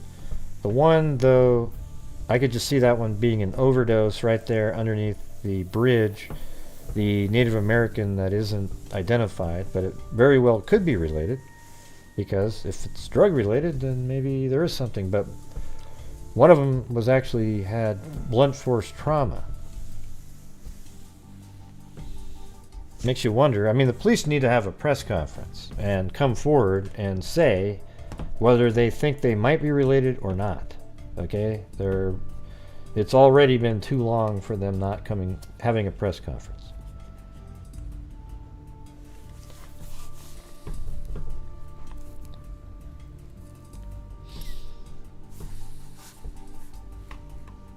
Yeah, killers could always be watching. We've had killers watch the show before. They've even written comments, or one of them has. That guy actually ended up being convicted. His first trial was a hung jury, but then he got convicted. So there we go. That one was a real killer who wrote a comment and said something about, well, the cops, could have done better or some shit. I mean, I don't even know what it said. It's stupid.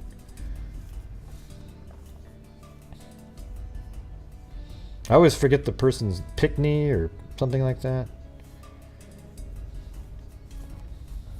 And I think the Mathis, I think her name was, Panky, not Pickney. What's the name of that case? I was close though, right, Billy? That wasn't too bad.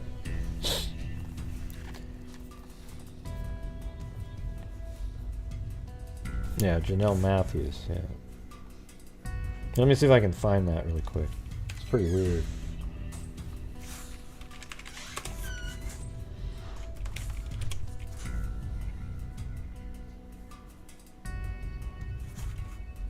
Yeah, these people are always a day late and a dollar short.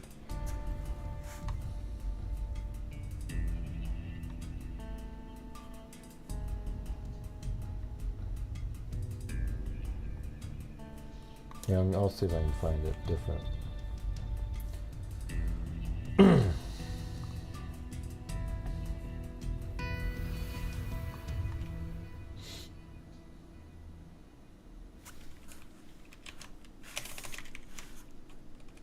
No, there it was. Is it this one?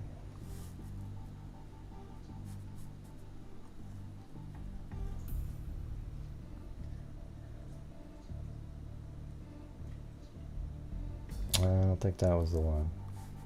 There's one other one. Hold on. It must have been Halloween. Look at what I've got on in here. Look at it. It's crazy. So mean.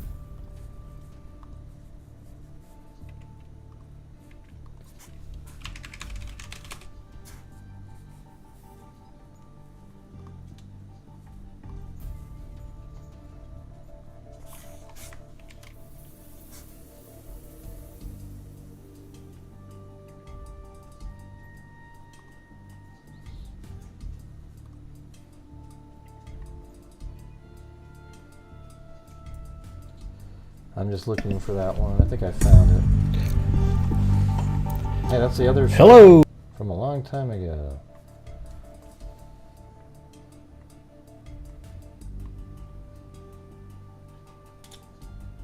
Oh, there he is right there. Okay, here we go.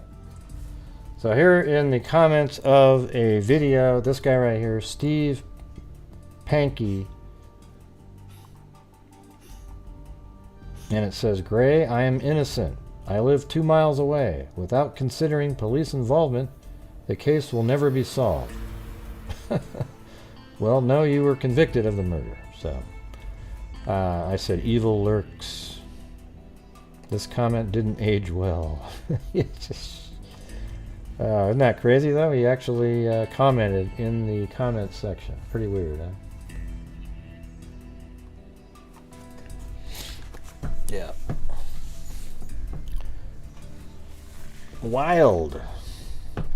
So anyways, I'm hoping if anybody can find precise locations and you want to send it to me, great. But I'm going to head out to a couple of them. Probably, maybe I'll do the You know, where Bridget and Ashley Reel are. And then another time I'll go up to where Joanna Speaks was found, and maybe Charity at the same that same day, maybe. I don't know.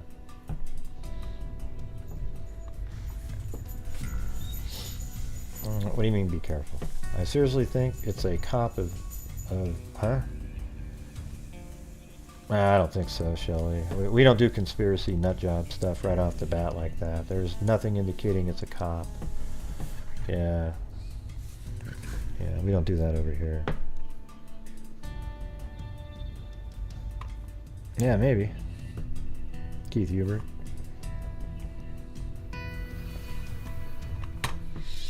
Yeah, I mean, it could be anything, but we don't just go straight into, I think cops are abducting these girls. I mean, really? Just like that? I mean, there's nothing to indicate that at all. Could easily be somebody driving around offering drugs to people who wanted drugs, or, I mean, we don't really know what, we don't know what the situation of their lives were. We don't know. Anyways, I got to use the restroom, so hold on.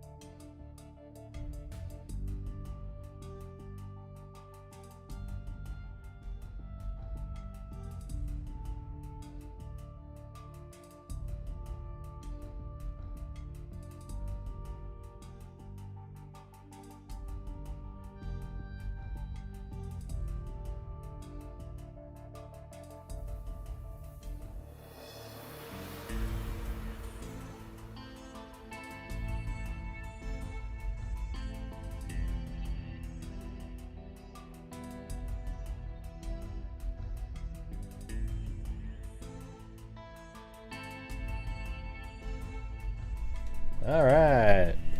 What's going on? Yeah, I think it's a paralegal too. Yeah. Those paralegals always think that they've got the inside track on every case that you discuss. In fact, they're so inside that you wonder if they're setting up the murders themselves. You know? With that inside info. That's not very nice, Gray. I'm a paralegal. Well, did I say you were the paralegal that was the killer? No, I did not. But I did say it's possible. It's a paralegal. You throwing me into prison, Regina? Jesus, are you going to bail me out? Let's see, Regina, are you a paralegal? We see one jail cell there. There it is. Oh, there we go. I knew it. I knew it. Oh, wow. I'm going to go. I'll throw myself in jail. Oh, shit. Look at who's in the jail with me. You going to bail that out?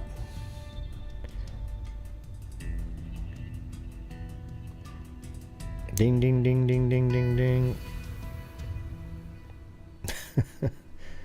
That was spooky.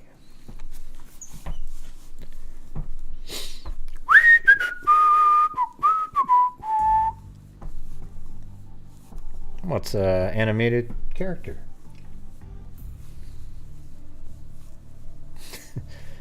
Yeah, well, just realize, Regina, you're not the paralegal. Oh, I thought you said yes, you are. Yeah, it's pretty gross.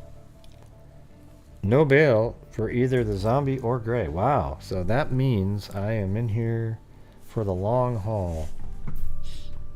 I don't really have much left on the show anyway, but it's just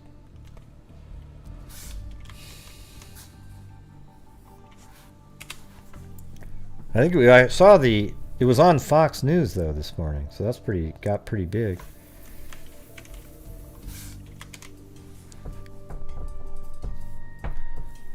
I think I am going to go out there with my drone to at least 2 of the spots.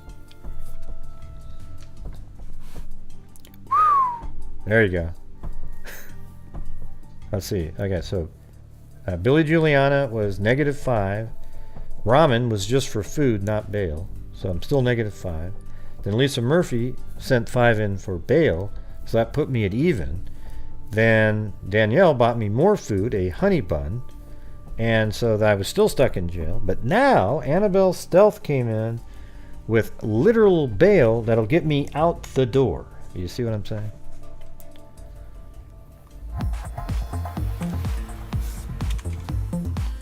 Billy Juliana, Lisa Murphy, Danielle. No bail for either the zombie or Grey.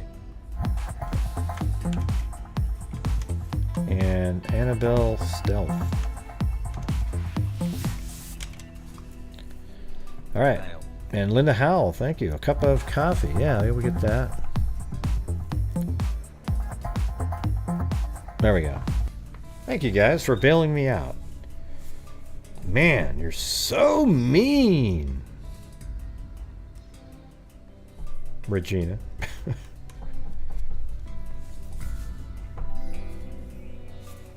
Did I put the blob on me? Cup of coffee, smiley face, love you, Grey. There we go.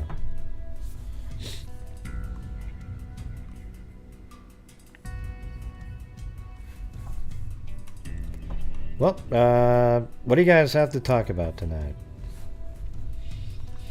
I was kind of hoping to get more callers about the bail for you since I put you there. Well, there you go. Thanks, Regina.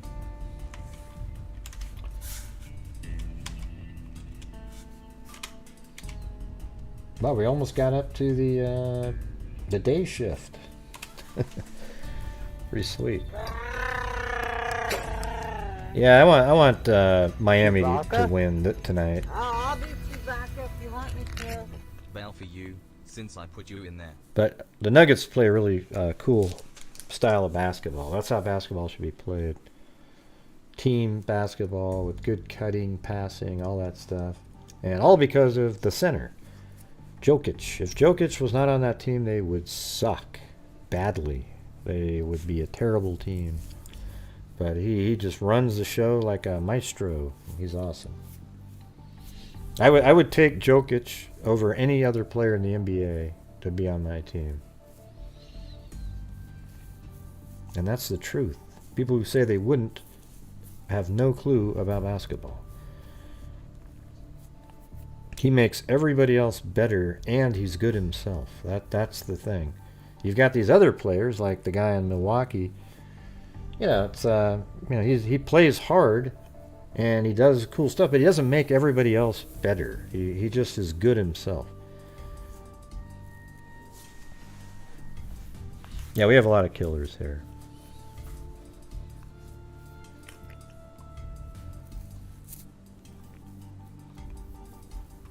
They should have like a repository of like known serial killer activity that they're not aware of, and let the public know about it so that the public can help. They put stuff together sometimes that maybe will be interesting for them, but they have such egos that they don't allow it. Yeah, it's like, no, we'll figure it out. Don't worry, we got it.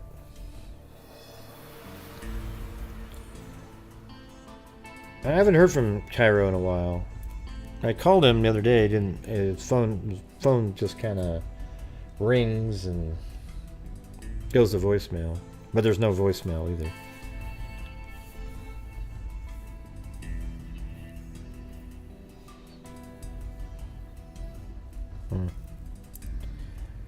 How's my football heart?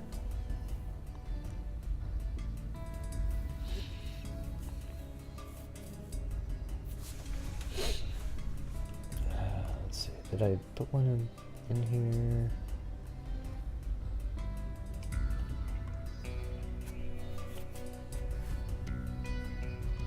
Okay, so these are the notes from these cases right here. I'll just read them. You don't have to look at them. So Kristen Smith, 22 of Gresham. Smith was reported missing December 22nd. Portland police officers responded February 19th to a report of a human remains found in a wooded area near Southeast Deerdorf Road and Flavel Street in Southeast Portland, Pleasant Valley neighborhood. Then, on 2023 April 8th, Joanna Speaks, 32 of Oregon, police and firefighters in Clark County found Speaks dead inside a barn on April 8th at an abandoned property in Ridgefield, Washington, about 22 miles north of Portland. Officials responded just before 6 p.m. to report of a dead person at the property near the 800 block of South 5th Street in Ridgefield. It's actually, I think it's 8004, not 800. The county medical examiner determined Speaks died of blunt head and neck injuries. Yep, go Nuggets. But I want the series to be close because I think it's amazing what Miami's done. I mean, it's pretty amazing.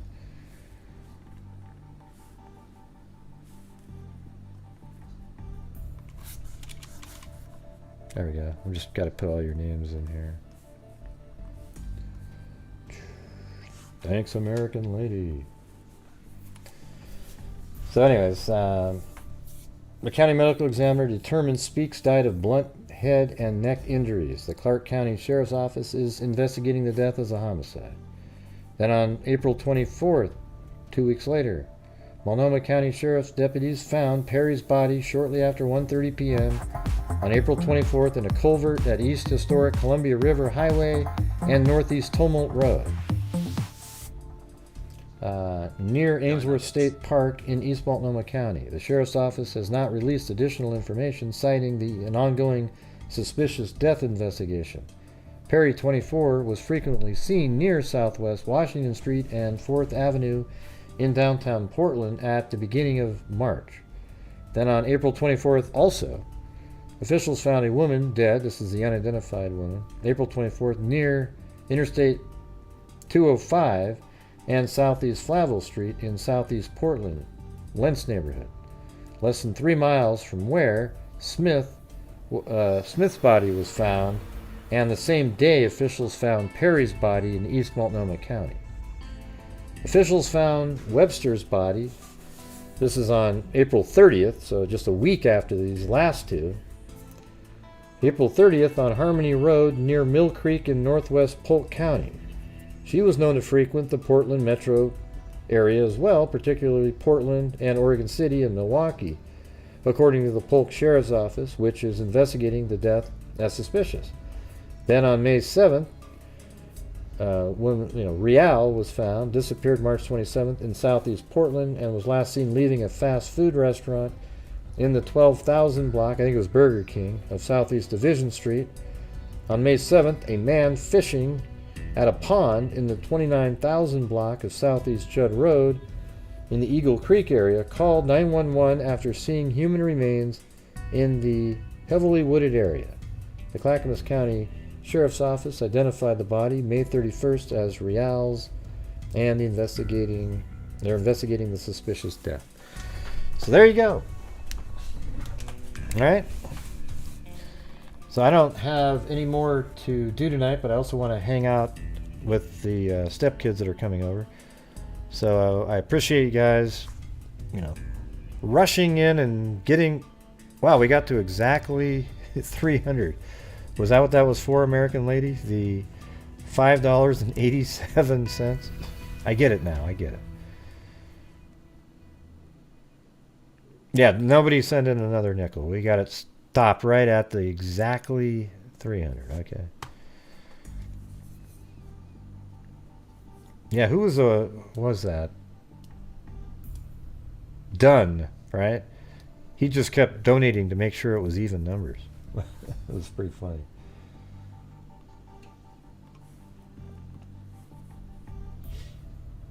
All right, so I'm going to do a spin tonight.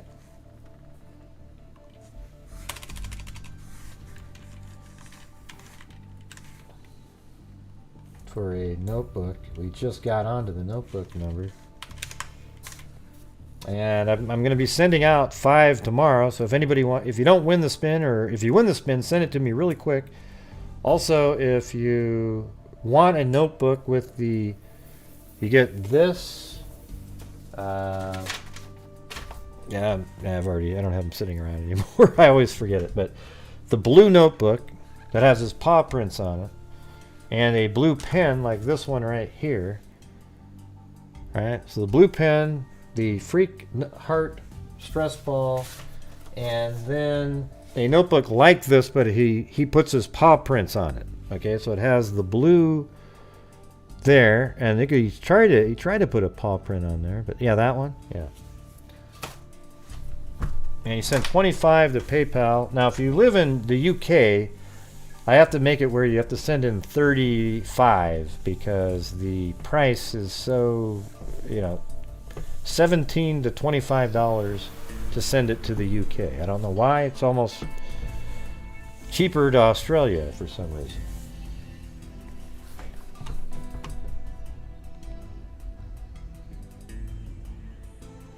But Blue's feeling bad because his notebook didn't sell out. Okay. Thanks a lot. All right, here we go. So this is going to be the spin here for a notebook. Here we go. Here we go.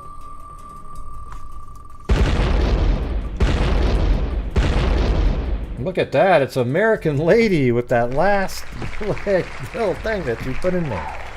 That's awesome. Boom. American Lady wins the notebook. I mean, what a miracle that was.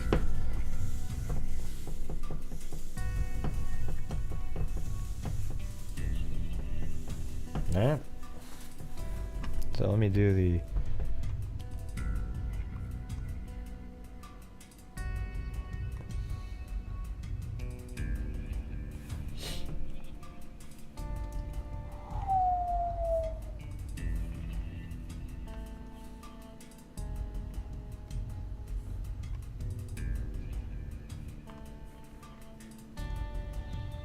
Okay, rolling the credits now. Rolling the credits.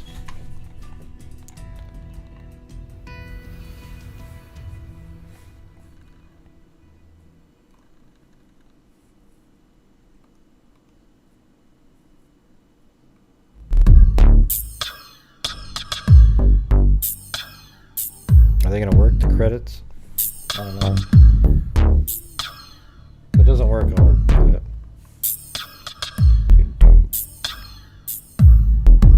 Yeah, it doesn't look like it's doing anything.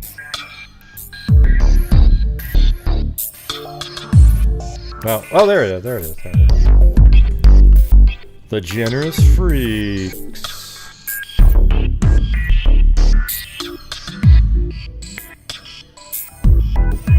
Elaine Tulling, Annie T, Eugenie, K-Dog, Traveling Teresa, Amber Maiden, Terry, Paul Ayers, Mag. Thank you very much, Mag, for the double cat eye there. Danielle, Lisa Murphy, Shogun Love, Your Gypsy, Georgina Stoliker, Kali Gal 3, Billy Juliana with the No Bail, Allie Cake, Annabelle Stealth, Linda Moldenhow of the Cattle Mutilations, Regina Carter, American Lady. Subscribers are James Chandler, Datum22, Ann Olson, Old Lady Snoop, JC, Alana Sullivan, and Infinity Tripper.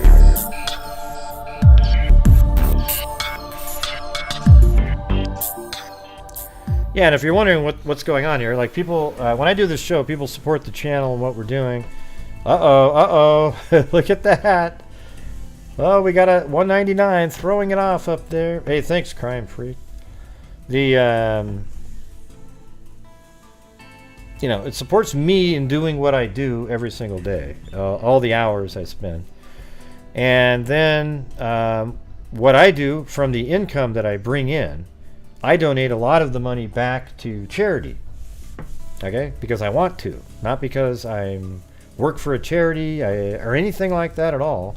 that's just what I do. And we have a DNA fund. So we've given, when I say we, that means this channel from the income has given away $152,600 since January 2020.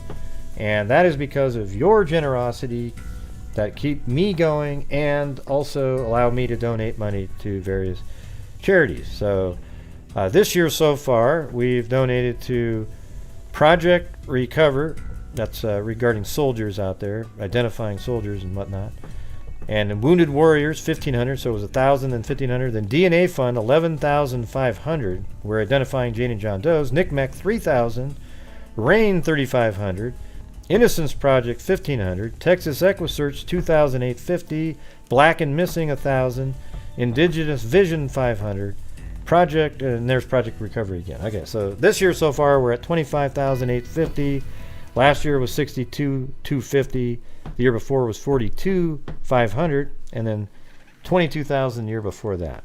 And we've made a huge difference out there to various charities, and I think we cover true crime the right way too here, where we look at the facts of a case, try to put it together, and when there's evidence that points something crazy, we'll go in that direction. But when there isn't that, then it's hard to just sort of invent something, much like saying, oh, it must be cops that are doing this.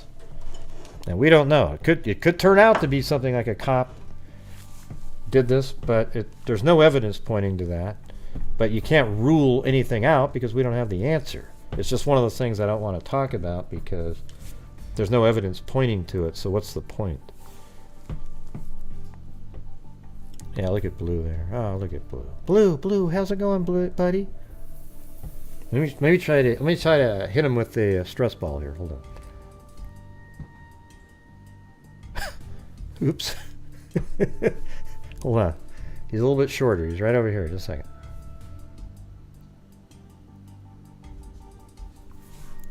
What's going on, Gray? What's going on? What is that, Gray? What's going on, Gray? Oh, look at Chloe came in.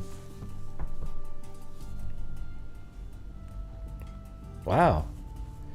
She like stole the heart.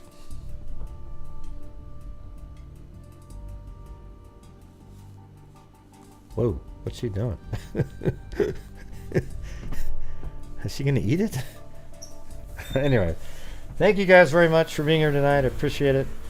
And we'll see you guys tomorrow, all right? So, well, tomorrow I'm gonna do more of the Jodi Arias trial, starting off with the remaining part of the interrogation with day 52 to follow after that. And during that show, I might be driving around looking for these different crime scenes. All right. So thank you guys. I appreciate it. And until next time, be safe out there. And also, thank you guys very much for your generosity and your support for the channel, allowing me to do what we do here. It's amazing. Thank you. Boom. All right. So be safe. Bye-bye.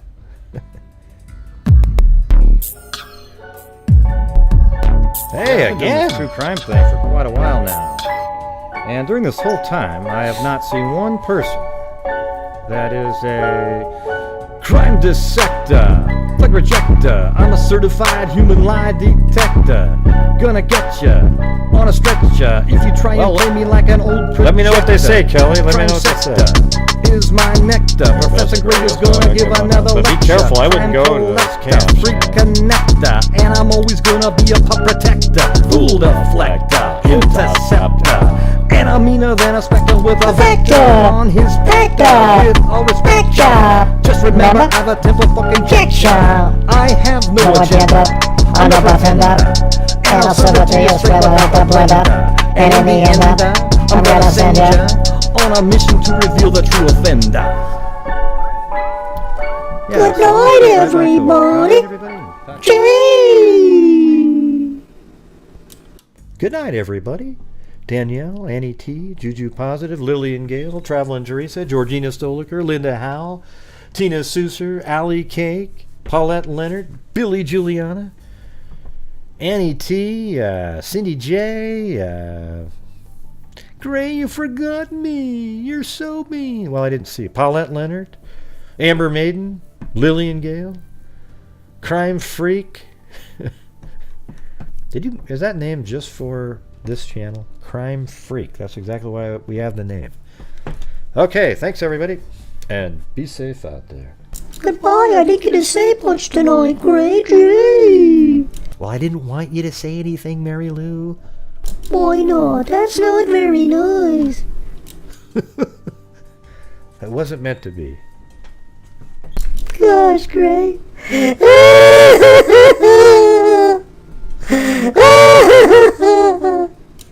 it was such a peaceful show, and you're going to be bawling at the end? Okay, I won't bawl anymore. What a poser. How can somebody stop crying so quickly like that?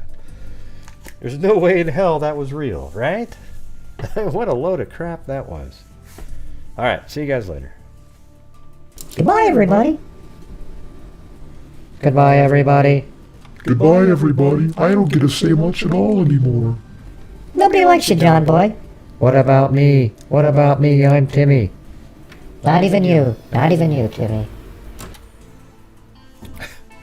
Mary Lou's a B word, okay? All right, see you guys later.